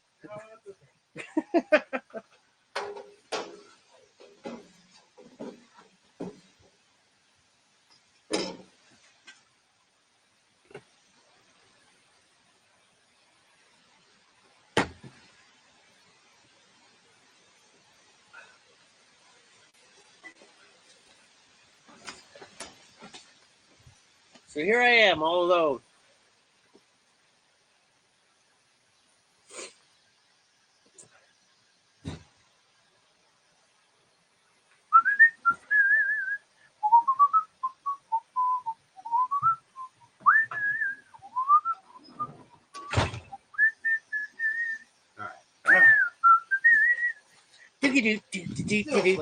Go, Gadget, go! Inspector Gadget. Maybe now I can continue without. Just don't touch yourself at all. I mean, yeah, that too, but don't. Never mind. Let's go a different way with that. I think I'm sticky, or not. I think I got it all. All right, sounds good. Okay, so here's what I propose, man. I propose that once we achieve boil with both and start our timers, that we kind of do some flurrying around, and we'll drag the picnic table over and kind of rotate the camera. We'll just do the best we can because, after all, we are the most professional broadcast west of the Columbia River, and so we'll do that, and we'll go ahead and rack that so that I'll have something to put this into because I need something to put it into eventually. You could put it in a 6-gallon one. You would just need to take your tube and run it into something. So if it, because it would. If it blew over, it may not blow over, but it might. You never know. So, well, it's not. There's a lot of sugar in here, but there's not a lot of yeast. They only gave me one package of yeast. You know. Yeah, same here. I didn't check our yeast package, but that should be fine.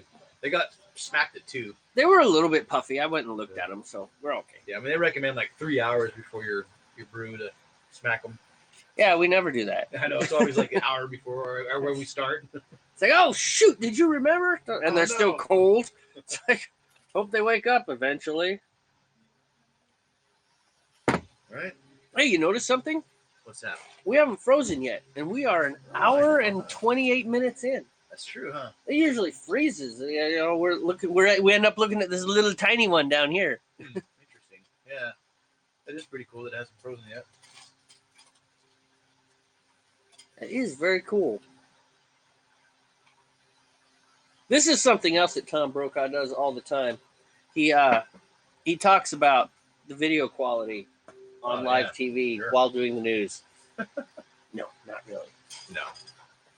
He doesn't have to worry about that though. He's not producing and everything else. You know. He's not doing everything. Yeah, he's just delivering the news. You know, he doesn't care about everything else. Other than I guess how he looks, you know, but he doesn't care about the production. You know, I'm sure he's already got a certain level of expectation there. You know. Yeah, of course. So apparently, my mom and dad, when they first moved to Montana, they picked up some local news station out of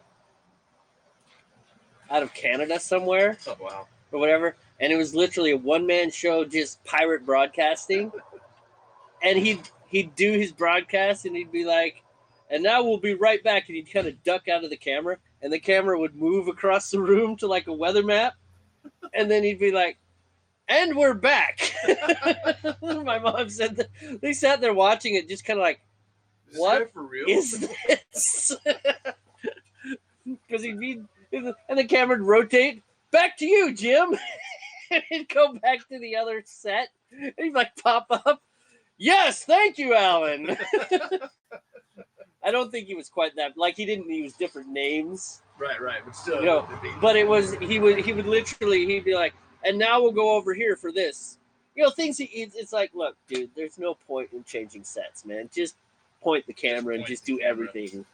You know, because he didn't actually pretend to be like a different person, but he would rotate to a different set, and then he'd have to get himself onto the camera and then do whatever he was doing. Now we're doing the weather. I got a hot break going, man. I'm good. Really? Yeah, see? I might need to turn my flame up then. I had it turned down a little bit because I'm trying to. Oh, sure enough, you do. If I didn't have 1.5 inches of foam, I could be able to tell you what was going on in mine. All right, so I'm gonna go grab hops. At least the so grab 1 pack of Kent Goldings and whatever yours are. Centennial? No, my first hops are Challenger. And then Fuggles. Because I'm making a mother fuggler. No, that is not the name of this beer. Stop using that because it's going to stick. It's bad. Bad. Beer naming conventions. There ought to be a law. I'm not big on lots of laws. I don't think we need excessive laws. But this beer naming stuff, you beer people, figure out your names. Better than NewCastle, great name. Bass Ale, good name. Unicorn Blood, dumb name. Space Dust. I don't know. Maybe it's a good name, maybe not. Moose Drool. Moose Drool is a good name, but that's because I'm biased for everything Montana. Because I don't live in Montana anymore, and I wish I did. East Kent Golding. Thank you, sir. Alpha acid, 4.2%. My alpha acid are 6.3%. And then my Fuggles are 4.6. Ooh, excuse me.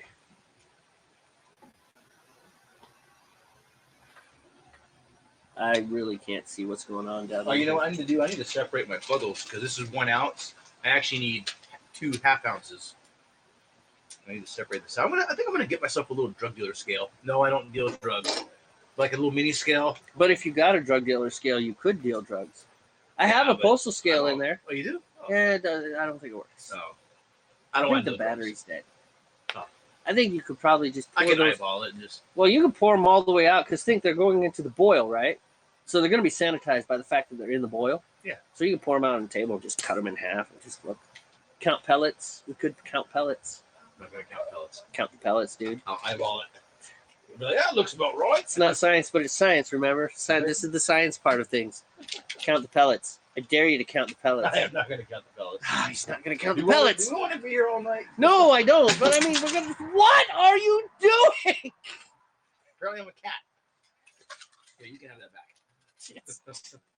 Dude, you're going to break that. We're going to have to buy another cheap $10 thermometer. Maybe that should be incentive to not buy the cheap $10 thermometer. It's like, no, do not buy a $200 thermometer. No, of course not. This measures in thousandth of a degree. Yeah, for when you need that really fine tuning, huh? I got to tell you something, man. Something? Yeah. Oh, shit. Ah, we're PG now. Come on, dude. We're trying to get on the PBS channel next to Sesame Street. Apparently, Sesame Street has to be on HBO now because they got too controversial. What? I don't know. They added like gay characters or something, and it was just too over the line. Wait, I thought they always had gay characters. No, they never had gay characters. Ernie and Bert were gay. Ernie and Bert are puppets from here up. You have to have genitalia to be gay. I thought they were portraying gay. No, gay they were never portraying gay people. Bert and Ernie are two friends. I mean, the push to put actually, so this is actually decent conversation, really, because it was just stupid. And here we go. Well done, son. It only took an hour and 34 minutes to find something decent to talk about. Point being is that there's a real problem with our society in trying to put sexual orientation lower than sexual awareness even exists. You know? It's stupid. Bert and Ernie are gay. It's like Bert and Ernie are puppets, and a 3-year-old doesn't think about that. Right. They think about their friends. I know, I was being facetious, but you're right.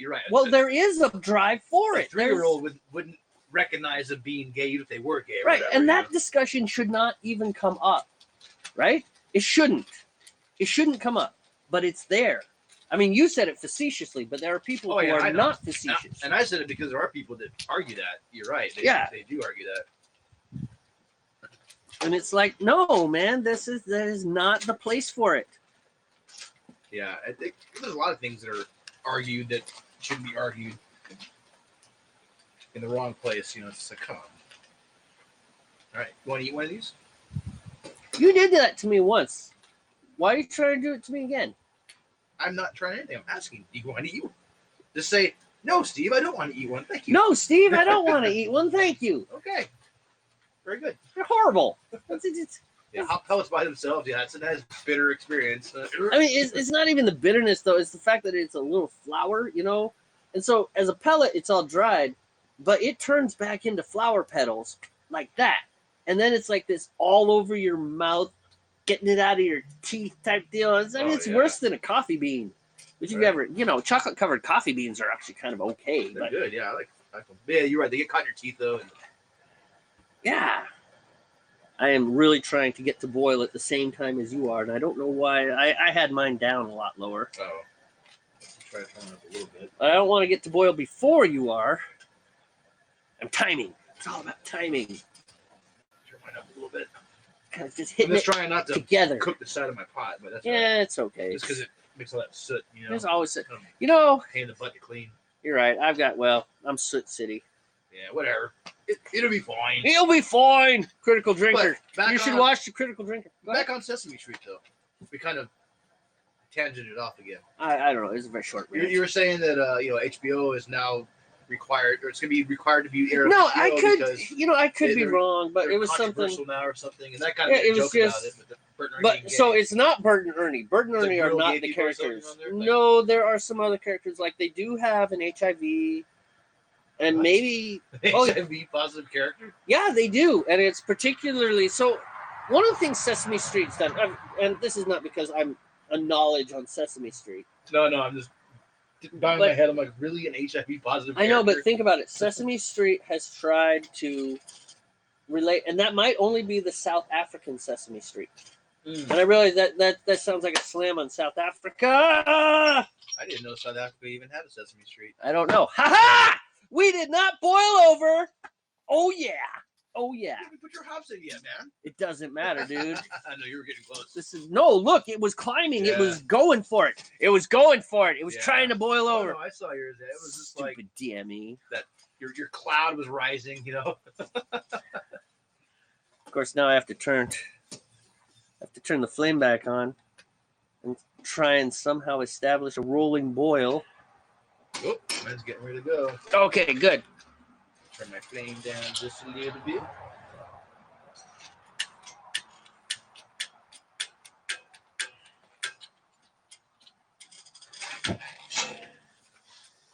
Help me out here. Oh, look, you got boil. I got screaming boil. Wait, there we go. You got some. There's a good boil. Mine started to boil, but I had to turn my flame down. We will return to our incredibly invigorating and intellectual conversation in just a moment. Right now, we're going to figure out how to make water boil without boiling over. That's the big part. That's the key, yeah. So I'm putting in 1 ounce of Challenger hops. Challenger are a UK-based hop. In this case, they're a 6.3% alpha acid. And these are my bittering hops. So as soon as I start boiling, they're going to go right in. And they're going to boil in the longest, which all those acids are going to boil off and counter the sugars in my wort. That's essentially what the whole purpose of these things are. So it's not too sweet. Right, you were trying to boil. Come on. You can do it. There she is. I'm trying to find this balance between a roiling boil and a rolling boil. I know, right? Roiling and rolling. The difference is only one letter, but it's a very significant difference in the pot. Yeah, you don't want an aggressive boil that's roiling. You want a rolling, smooth. Although you're absolutely right. Once you hit the boil, all that foam really goes away. And I'm going to slowly add my hops in because I don't want to boil over. Nice and slow. Oh, look at that. We're getting better. Our first few episodes months and months ago. Have we even been doing this a year? Do you think? I think I'm not Well, I think. broadcasting Well, here here. we're coming up on winter. I think. Well, yeah. We haven't been broadcasting here, but we've been brewing for like 2 years now. Plus all the brewing we did. That's a little exciting. All the brewing we did beforehand. I think we kicked off brewing again sometime in 2018 or maybe 19. I can't remember. I can't remember if I'd gone back to work yet or not after I retired from the military. So, because I went back to work after retirement from the military in September of 2018, and I can't remember if we were brewing back then or not. We started brewing together like in 2008, but then we were both active duty, and I ended up going down to California. He stayed up here, and he retired before I did. And then I retired out of California and came back up here. Took a year off. It was a good year. It was a good year. Too bad it wasn't a very financially lucrative year. Yeah, I was trying to see if I could make it as a freelancer doing software work, but I just wasn't bringing enough money. That's probably because I was doing it wrong. But that's neither here nor there. So I picked up a job in 2018, and I've been at that same job ever since. And then we really picked up our brewing again. I want to say not too long after that. Maybe it was early 2019. Yeah. It's not because you were doing it wrong, dude. Well, I don't think I was marketing myself properly when I said it was wrong. The thing is that it takes, for one thing, your field is really hard to be a freelancer in. I mean, software is not a single man field. No, it's usually a team, you know. It's a team, you know. It's not like, so my thing is music, right? There's lots of solo musicians. You know, they do all their stuff, and they get everything. Check it out. 3, 2, 1. Textbook. No, if we had a camera, we would show you, but this is a nice rolling boil. We could pick the camera up and put it in here, but it would fog and you wouldn't see anything. Or fall in. We did that once. Yeah, oh yeah, that would be bad. So what I have is a nicest rolling boil. All right. Did you start? Bubbles and oh crap! I guess I better start my timer, huh? Yep. I'm too busy yakking away. I'm gonna put mine at 30 because. Right, so now I'm gonna set it. I'm just gonna set for an hour. It's gonna stay like this for an hour. I gotta look up my recipe again. In 30 minutes, I'll add my second hops part on the schedule, and then at the 0 mark where I kill the flame, I'll add the final hops. Let's see. We have 90 and 30, so I do this for an hour. You don't have to have a paper plate, do you? No? Okay. I bet I do. I have a normal plate. You could just use. You want to just use a plate? Yeah, that's fine. Now I'm not boiling. Uh-oh. Well, there it is. And now I'm a little too excited. I think I killed my fire there. Now I have a good roller. I had a good roller, but then it stabilized and then the roller went away. But now we're good. I'll be right back. And look, your cloud's gone. Yeah, absolutely. Well, it was starting to break down and not be so foamy and sticky. Oh, I see. As I approached boil, and then once I added the hops, gone. Yep. That's nice. It's kind of a hop aroma, but it's going to go away the longer it sits in the boil. That's why you add your aroma and your flavoring hops at the end of the boil, so that stuff doesn't boil off. It stays in the wort. So it's not a paper plate, but it's a plastic plate. It's fine. It's a plate. It's something I can use as a Well, what I'm saying is, if you drop that like you've been dropping everything else today, it'll be all right. Apparently, I'm a toddler today. I'm dropping everything. Like you have. You dropped quite a few things. I've dropped the thermometer twice. I guess my coordination's a little off. I don't know. I haven't taken any medication or anything, so I drank, some beers last night with one of my other buddies, but I didn't. Once I got home from that, I had one beer and then went to bed, so I didn't stay up drinking or anything. Really? Yeah. Well, I didn't want to be feeling like crap for our broadcast today. And here you are trying to feel like crap for the broadcast. Well, I am, but not because of drinking too much the night before. Yeah. I have kind of a little sniffle head thing, but it's not a sinus infection or anything like that. It's just kind of a congestion. That's all. Had a scratchy throat last couple of days, but today the scratchiness is gone. So I think my body beat it before it became a cold. I think mine's going pretty good. What do you think? Yeah, no, you got textbook, man. You're I good. think we would not mess with that. Yeah, keep mine too. I'm gonna keep it just like it is. Stir a little bit more, get the hops moved around. Then I'm gonna throw this away. All right. Now I'm gonna pretend like I'm a pharmacist. I'm gonna separate my hop pellets because we've been using hop pellets as opposed to I should have got you a mirror and Maybe. a razor blade. no, as opposed to like full on hop flowers. You know, which is a lot of people brew with full flowers, not the pellets. Do they really? Yeah. 'Cause I'm telling you, dude, we could plant hop pellets right behind this hedge that everybody's looking at. Yeah, no, we could. It's very common to brew with whole hops, not these pellets. You know. I don't know what kind of hops we could grow though. It would restrict the kinds of beers we could make if we used our own hops. Yeah. That looks pretty good as far as eyeballing it for half and half. I'll go with that. About half an ounce. Yes, That's absolutely. good. No, in fact, the great Charlie Papazian book, The Complete Joy of Homebrewing, in that table that I was using as kind of a baseline to figure out my baseline ingredients, all the hop schedule is whole hops. And he says if you're using pellets, you're supposed to reduce the amount by about 15%. So I was doing the math on it. I'm like, I don't mind the extra hop. You know, it wasn't reducing it by much, you know, and it wasn't a round number, that's for sure.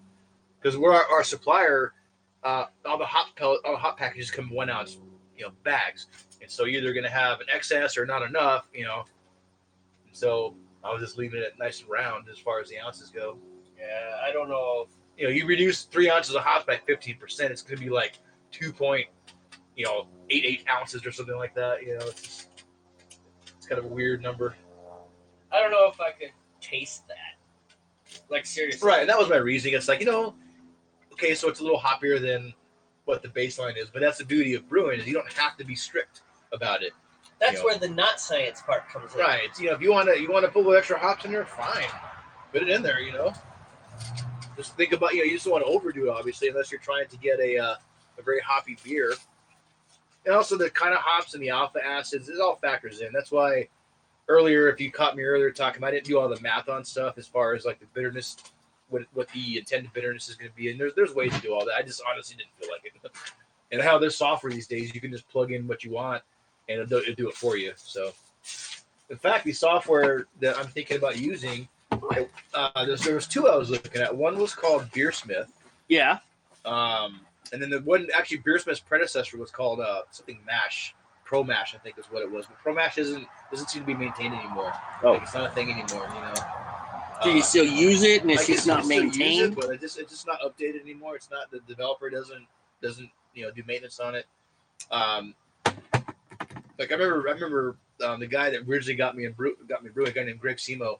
He's the one that it sparked my interest in it because he used to do all grain brewing. We were in Japan, stationed in Japan, so he'd order his grains and have them shipped out. They'd freeze everything. We'd have a brew day at his house. He lived in base housing, and I was just a barracks rat. He's like, "Hey, come on over, brew day." He was the first person to show me what the process was, But anyway,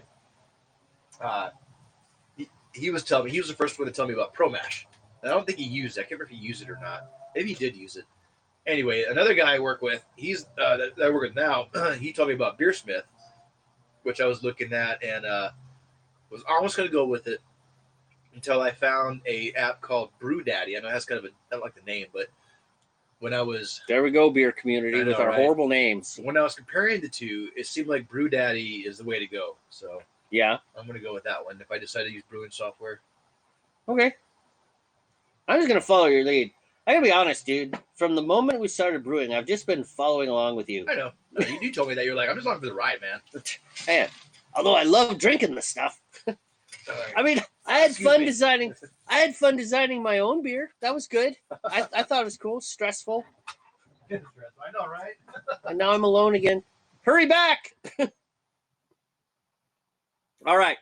So we're going to do something unconventional. We're going to move the camera because we've got to rack a beer because I don't have a carboy to put this in. And that's a problem. So we're also going to taste my wee heavy or Scotch ale, not Scottish ale. There's Scotch ale, Scottish ale, wee heavy, Yeah, I had to clear my sinuses. and then there's a whole bunch of shillings. There's 60 shilling, 80 shilling, 100 shilling, 120 shilling, and then I think Losing light, dude. yeah, we are losing light, but that's okay. We'll be eventually we're gonna have to turn lights on. That's just the way it is. It is what it is. This is probably the last outdoor brew session that we're gonna do this year. Well, it's weather dependent. So. Well, it's daylight dependent too. True, though. I know. Daylight, we're losing daylight by yeah, it's fading literally by fast. the minute each day. Literally, I got to go adjust the lights in my chicken coop so they stay on a 16-hour day. Otherwise, they stop. Oh, really? Okay. Yeah. It's up laying, huh? Yeah. So, anyways, okay, are you ready for the craziness? Oh, are we back on Sesame Street now? Or is this some other craziness? We never finished the Sesame Street conversation because we had. Oh, I don't know enough about it. I just heard somewhere, and like I said, it might have been just some conspiracy theorist that I was talking with, because they're all over the place, and people are like, "Oh, this is happening." It's like people freak out too much these days, Steve. They do. They really do. They freak out too much. Everything is freak out. The facts. Isn't there a song like that? Freak out! But I don't think it's about going crazy. I think it's about the other freak. Like get your freak on, freak out. Is that what that is? Song about freak out? Maybe. Dude. That's an 80s thing. What was it? 70s and 80s thing. Get your freak on. No one says that anymore, man. Thank God. This is a horrible saying. Maybe there's a niche underground following, but I don't think anybody says that stuff anymore. All right, so no, here's what I'm talking about, the craziness. We got to move that picnic table kind of over here, and then we got to rotate the camera, and that's going to be interesting. Yeah, it's going to be all whacked up. Do we really need to worry about putting on camera then? I mean, does it really matter? I mean, dude, our audience need to be able to... What audience? It's 34 views today. Oh, 34. Really? Oh, okay. And 4 likes. How many of them are 4 likes? Well, those of you watching, thank you though. Thank you. I think that's the highest we've hit so far. So. We've never had 34 views. It's crazy. I don't know how many. You're right. How many were bink? What the heck is this? And gone. Gone. Yeah. But it doesn't matter. 34 views. We have a new follower on Twitter. Yeah. Yeah. His name's David. Okay. Cool. I replied to his thing. He was like, he put up a Russian Imperial Stout. It's like, what's your favorite beer? Come on, be bold. And so I said, the kind we brew for ourselves. And then I said that I have a wee heavy in the fermenter right now. And he's like, man, homebrew, that's the best. And so then he followed us. Oh, sweet. So thank you, David, for following us. I don't know if you're actually watching this. Maybe you are. Maybe you'll catch a replay. And maybe by some odd chance, you happen to just skip forward to the 1 hour and 53-minute mark. Jeez, I know, right? Dude, our broadcasts are so long. But, I don't expect people to stay. It's like when I used to do that, when I used to do the practicing broadcast with my kids. I did not expect people to stay for the whole broadcast. It's just like, this is ridiculous because it's practice. It's not a full performance, right? Right. It's mistakes and running over and the same 4 bars over and over again for 12 minutes. Same thing here, man. Aroma, man. You come in. Maybe you laugh at some of the goofiness that we do. Maybe you throw out some comments. Maybe you tell us that you did a 110 race with Matt. And then you leave. Oddly specific. It's a comment. I don't know what a 110 is, unless he's talking about CCs, Yeah, well, that's weird because I know 80s, 125s. So. I've never heard of a 110. It might be a minutes? Laps? That's a lot of laps. Feet? Maybe a meter, I don't know. No, that's not very long. It would be a very fast race. And we're done. Maybe it's 110 miles, and a distance in certain, in the track. That's a lot, dude. I really don't know what it means. Maybe it's 110 quarter miles. Why they would express it like that, I don't know. Maybe it's 110 laps around a 50-meter track. Possibly. Anyways, that's what he did. He didn't win and he didn't lose. And he hasn't commented for quite a while. So he is either just put his phone down and he's playing video games, whatever. Doesn't matter. He was here. He probably sent a like across somewhere. No, it's cool. I'm glad that we have a few more followers than usually than normal. Well, a few more viewers. A few more viewers, people popped in, popped out. So that's wrong word. Something Viewers, interesting. at least, Viewers. Yeah, that is one of the problems with that metric is that it would be nice. I think Periscope at one point, when Periscope was still alive, they actually had, these are your live viewers. These people are here. These are the total views. These are the people. And that number was always different. You know, it'd be like 400 views, and then it'd be like 32 viewers. Like, so you had 32 people in. Yeah, 400 people had floated past. At least it's a little more realistic. So you're not like, oh, wow, you know. Yeah. I just realized I need to update my recipe real quick because I'm not using Goldings. I'm using... You do need to do that. All right. I want to do the whole rotate the camera thing. Okay. Just do it. Do it with the feet. We've got an hour. Well, maybe not quite an hour, but just take this chicken feed, throw it on the ground. Oops. Okay, my recipe is updated. While he's doing that, oops.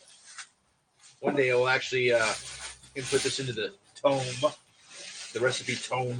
Hey, I have a question. I have an answer. Hey. Are we going to put recipes into the tome Oh, there we go. as we do them, or are we going to wait until we've decided, yes, we like this? That's a good question. I mean, good, yeah. That's a good I think point. we should wait until, yes, we like this. Right, because if we don't like it, we're probably not going to brew it again. So why put it in the tome, you know? Right. So the tome is for, you know, the grimoires. Things Grimoire. Grimoire. It's grimoire. It's for the stuff that we want to make again. You know, Exactly. Repeatable. So that's what I'm thinking. Slightly aggressive boil there. Mine is still textbook. I'm just not going to mess with that. Like, to the point that I'm not even going to touch the spoon. You're like, I don't want to interrupt the chi of the boil. Yeah, that has good chi. All right, let's move this table. All right. Sorry, folks. We'll be right back. Doesn't take much. Yeah, no, I did not need you to move the table. However, we do need beers. Why don't you go do that? Wait, first, sit in my chair. All right, here we go, folks. Enjoy the ride. Watch the I'm watch watching. the thing. And tell me when it's fairly well centered on the picnic table. A little more, little bit more. Keep going. A little bit more. Stop. Right there? Right now, what we should do is bring the table in, though, Like because it's over here? centered, but like bring it straight in towards Straight like here? y-axis stuff here. Straight here? Right. Straight here. Like right here. And we'll probably have to adjust the camera a little bit more. If we put it like here, we'll definitely get more view on there. Let me see how we're doing. Okay, so we can do one of two things. We can either move the table a little bit, or you can adjust the camera. It's up to you. Which way? Actually, you know what? That'd be perfect. That's perfect. The table is not 100% centered, but it has the right angle, so it's going to see the whole process actually. So Is it gonna? All right. Now here's the question. Sit back down. How much of me, or are they looking at my attractive? they're looking at your New York City. It's your head is cut off. So you could bring the camera up a little bit. All right. Or we could bring the table back a little bit. So Let's bring the table back a little bit. Going up and down. it was like really low on the feet. All right. Back this way. Like there. All right. I'm gonna stand right here. By the way, all the professional broadcasts do it this It's still cutting your head off. way. Maybe we can sit down. You can sit down, yeah. No. Because if it's back there, they're not going to see much. You know what I mean? Okay, move it back, and then we'll move the camera. All right, move it back this way. Plus, by moving it here, we have a flat spot to put the other card away. All right. Yeah, it's definitely going to be cutting our heads off right there. They're going to see our chests. But you can bring the camera back. Oh, stop. Because right now I cannot see this bar. You just stay there, and I'll move back and forth. I can see you. You see me? Yeah. My good side? Your good side. Or is this my good side? Your good side. Good side. There's like where you're standing right there, there's about an inch above your hat. So it's like catching your whole body. If it's catching you, then it's going to catch me. Because you're slightly farther than me. So Yes. But you're gonna.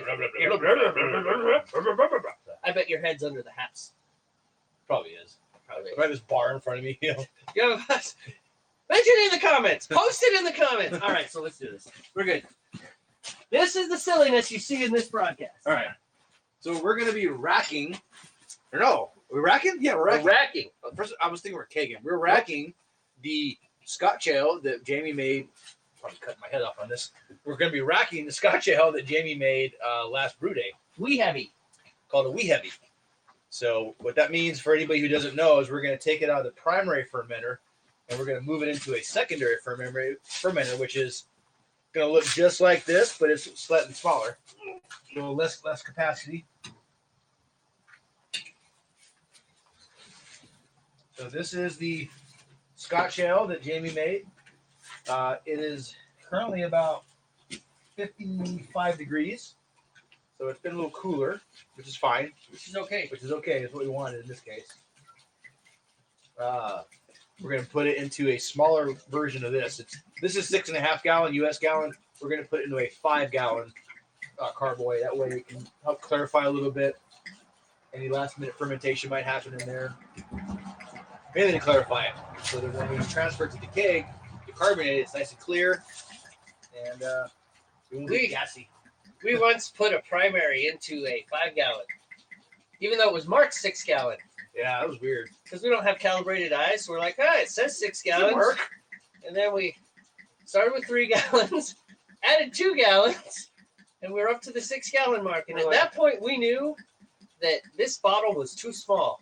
And boy, howdy was it! It was everywhere. Yeah, as it was doing its just fermentation, oozed out. It just oozed out through here, and it was all over the place. Yeah. That one turned out. It actually turned out okay. It wasn't a complete failure, but it was. I think it actually did impact it by doing it that way. That wasn't one of our best. That was the IPA that I didn't care for too much. Yeah, that one. That one was dry hopped also, and it was just like, man, it does not taste right to me.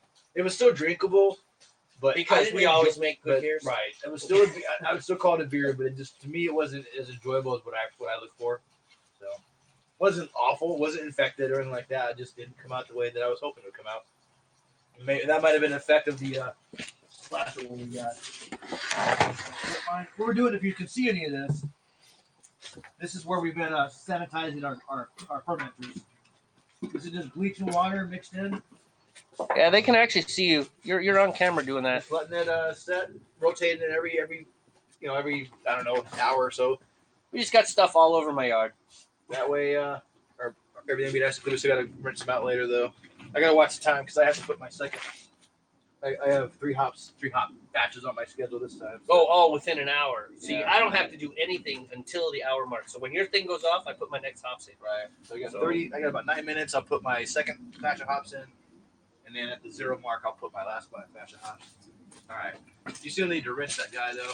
So this is all fresh water. Oh, it's fresh water. Oh, Yeah, I filled it all the way up with fresh water. Oh, I bet this is okay. fine. I thought that was bleach water. Never Nope, mind. we poured all the bleach water in there. We should be good. But I do have to drain it. Right. All right. I'm gonna go get the siphon. All right. Sounds good. Sitting on the counter there, and I'll get 2 little sniffers too. Yeah, a couple glasses.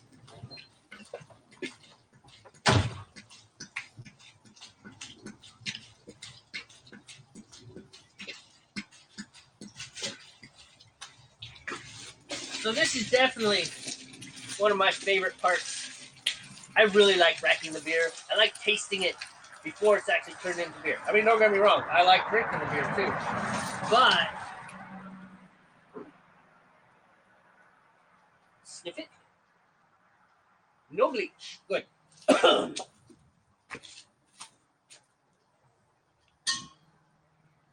Not gonna lie, I get kind of excited at this part because now we get to taste it first, and that's gonna be cool.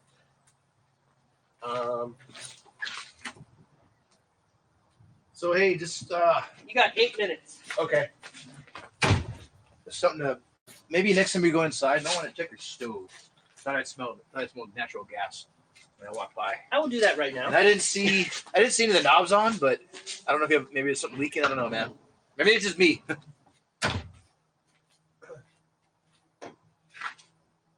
Little sherry, brandy snifters, whatever. We like to use these when we taste the beer as we transfer it. So we always like to give a little taste test. I didn't smell You anything. didn't smell anything? Okay. Yeah. We like to give a little taste test just to see how it's going to come out because This will tell us if it went infected or not when we do our little test. It's going to taste pretty much like flat room temperature beer, but we'll know if it's ready or not, or if it's not infected. By the way, I like to call it still beer. Still, it's still. Still. I got that from the Wine World. Oh, okay. Ready? Yeah, because literally the Wine World. Oh, that's leftover in it. Oh, well, okay. It'll be fine. In the Wine World, they call it still wine and sparkling wine. Right? Oh, okay. I mean, in the beer world, we call it flat beer or real Carbonated. beer. Yeah. But in the wine world, they call it still. So I like to call it still beer. Still. As opposed to was? As opposed to. It was. It's still. It's maintaining. Never mind. Okay, we're just going to go with flat beer. Let's have some beer. And we have 4. Okay. Sweet. Let's set up our little taste test. Okay, wait. Yeah. Let me get it all aiming right. Ooh, that's kind of murky. Go ahead. Right. 1, 2, 3. 1, 2, 3. Damn good. Well, Yeah, it's murky and cloudy, but that's why we rack it into a secondary racket. So, given another couple weeks or so, that rest of that sediment should fall to the bottom. Smells good. Does.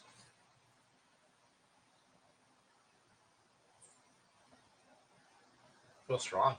Yeah. So, not gonna lie, I am not into the heavy alcoholic beers. The ones that have a real strong kick. That's thick. It's got some mouthfeel. Does it have? Well, I went for mouthfeel. As they say, it has mouthfeel. It's got body. Does it? Yeah. But it has good flavor. I mean, it's definitely not infected. Yeah.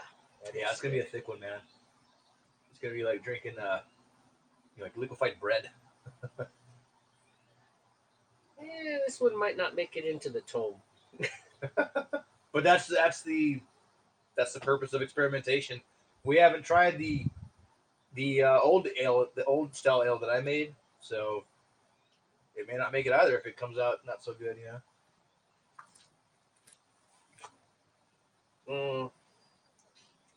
I mean, it has good flavor. It's just thick, you know what I mean? It's just heavy. Well, it might need to condition more and stuff. It does change as you add the.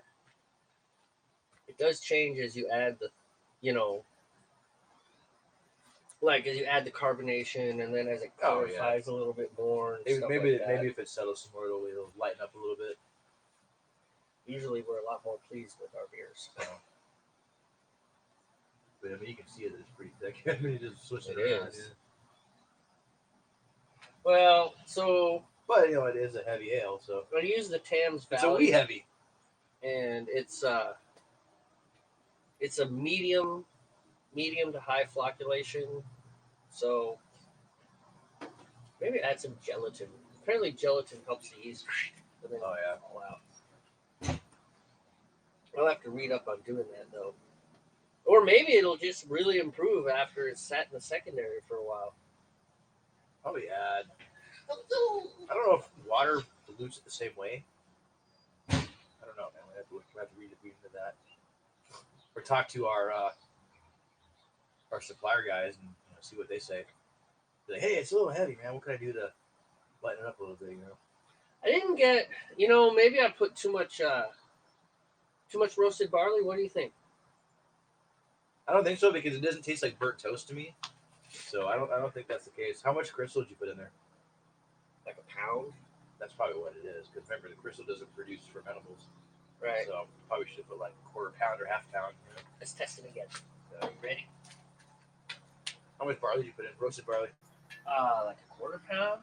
I could look up the recipe. I have the recipe. Yeah. See, that's the thing. The roasted barley I don't think you put in too much, definitely, because it doesn't taste burnt. Yeah. Or that's something. Right. But once it settles out again, it might be okay. I mean, it might have been too cold too. Might have been a little bit too cold. Some of those nights temperature got down. Well, but not when it was fermenting. When it was fermenting, it was doing all right. And I wanted it to ferment cold. That's one of the things they said in like some of the things that I was looking at. They said fermenting cold. You know, they said down to 55 degrees. This was at 60 plus the whole time. So I checked the temperature like pretty regularly. It was like 66, 60, between 65 and 70 the whole time. Right. Because when it's in fermentation, it produces heat in there. Sure. So Yeah, I mean, let's just ride it out, man. Let it sit for a couple weeks. You can go 3 weeks on it, in the secondary, and then we'll keg it and carbonate it and see what happens. you know what I might If it's do? heavy, it's heavy, man. Fuck it. You know what I might do? Okay. PG-13. Bam, PG-13. So what I might do next time though, keep the same recipe and reduce the sugars Right. instead of going 9. So we went almost 10 pounds of malt Malt extract, which is wort, right? We discovered that. That's actually wort. It's just reduced wort down into a syrupy form. But yeah, So I would reduce the crystal, maybe malt. Because the crystal is not doing anything but putting in unfermentable stuff, right. I think that's why it's so thick, because it's got a lot of that unfermented one of the words, man. Dextrins. Dextrins, yeah, dextrins. It's got dextrins in it. We'll see. But yeah, let's finish it out. And It's definitely not sweet. Maybe a little too much hops because I went like 2 ounces of Centennial at 9.9 alpha. you didn't even do a finishing hop, so I don't taste any hop, man. No, it's not finishing hops, but the bittering Right. deal. No, it's kind of cool. Well, boils off, so that caramely mouth flavor, and that's from the crystal. but I didn't get any caramely flavor. Did you get caramely flavor out of that? I got more of an alcohol flavor. But my tasting is probably not optimal right now because of my sinuses, so maybe that's why I'm not tasting as much as you are. Well, we'll see what maybe I'm happens. tasting the same as you are, actually. It's true. But to neglect my hops. What do you got? 30 on the dot. Yeah, Nice. Talk about timing, huh?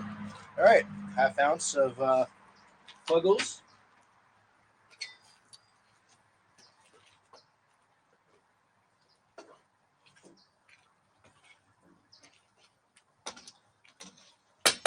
And then at my 0, I will add the other one.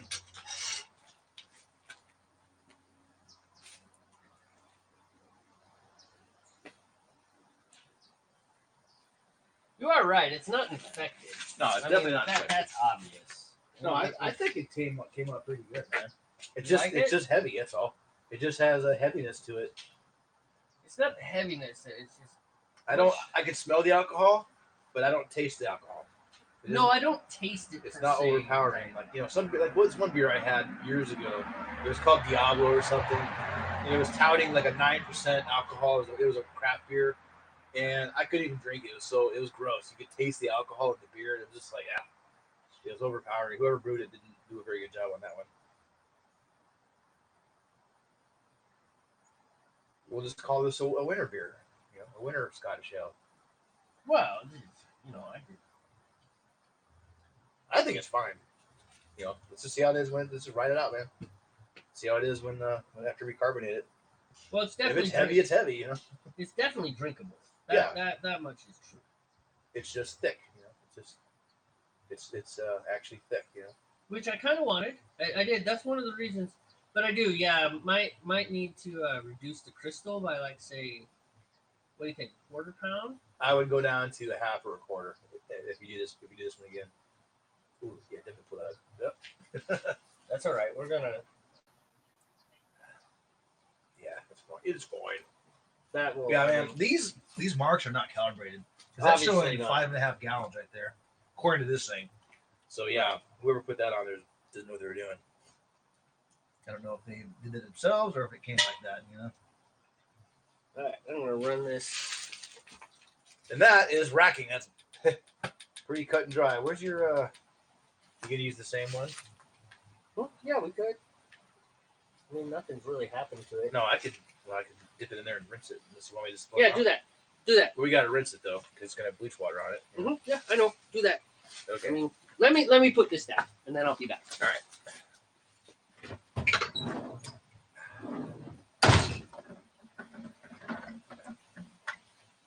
I have some bleach water in this bucket. I'm just using that to sanitize his water lock.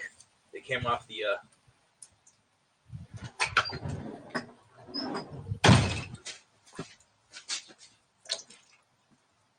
Let me take it inside. I'll just take it inside and rinse it in the sink. Real quick. Yeah, it needs to be rinsed.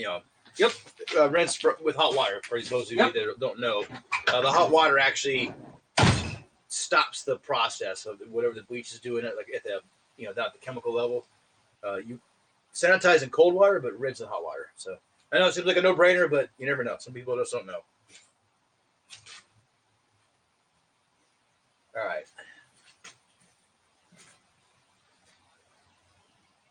Yeah, we're doing here. And I'm getting water all over my phone. Oh, let's touch that.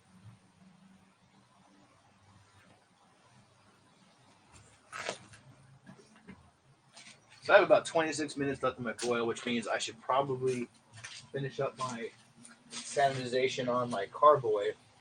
That way it's ready for the wort. Take a gravity reading, and then should be good to go there.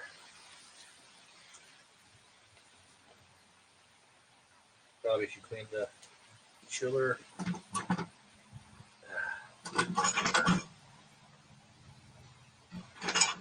Stuff here today. I brought too much stuff.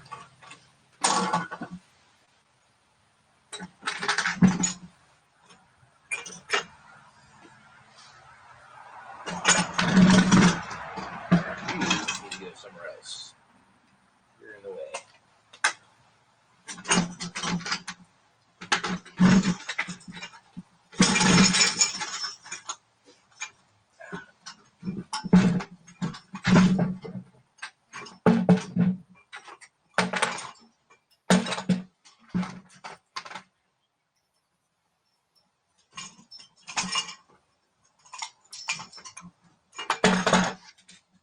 All right. There we go. That can stay.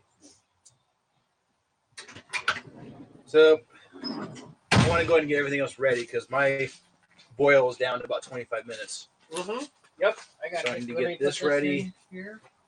Yeah, get that ready. I need to get. Let's get the. Just move this out of the way real quick. Wort chiller ready.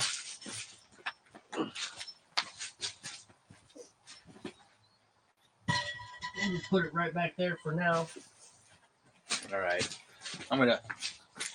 Yeah, can I put one of these in yours while I do the wort chiller? I got to sanitize the wort chiller. Absolutely, because mine has another half hour after you're done. Okay. So that's why. That's one of the reasons this works really well. Right. Is I've got the longer boil, and so. So here, I'll just do this. You can go in there. You can go in there. Sit like that. All right.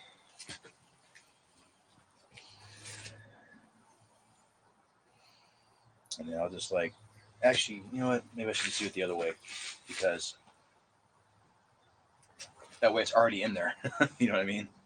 What's that? I'm gonna. Oh yeah, you should put the wort chiller in yours. Wort chiller in mine, and then I'll put this. Oh man, never mind. I gotta rinse this off. It's got a bunch of greens on it now. Hold on, I'll turn the hose on. We've got a hose, man. Somewhere over here, under the picnic table.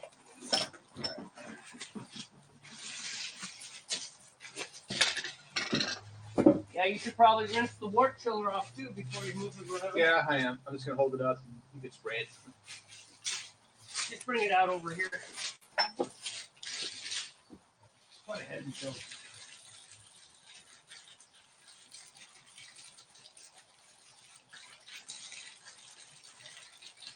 I mean, we should probably rinse this off really good. You can stick it in there to sanitize it, but then we should rinse it off when we probably rinse it off when we do the next step too. Otherwise, we're going to get and Right. ESB NewCastle. I mean, it probably isn't going to be that dramatic. I think that's fine. All right, that's fine. You know, it's not going to be overly dramatic, but still, man. Right, no, I got you.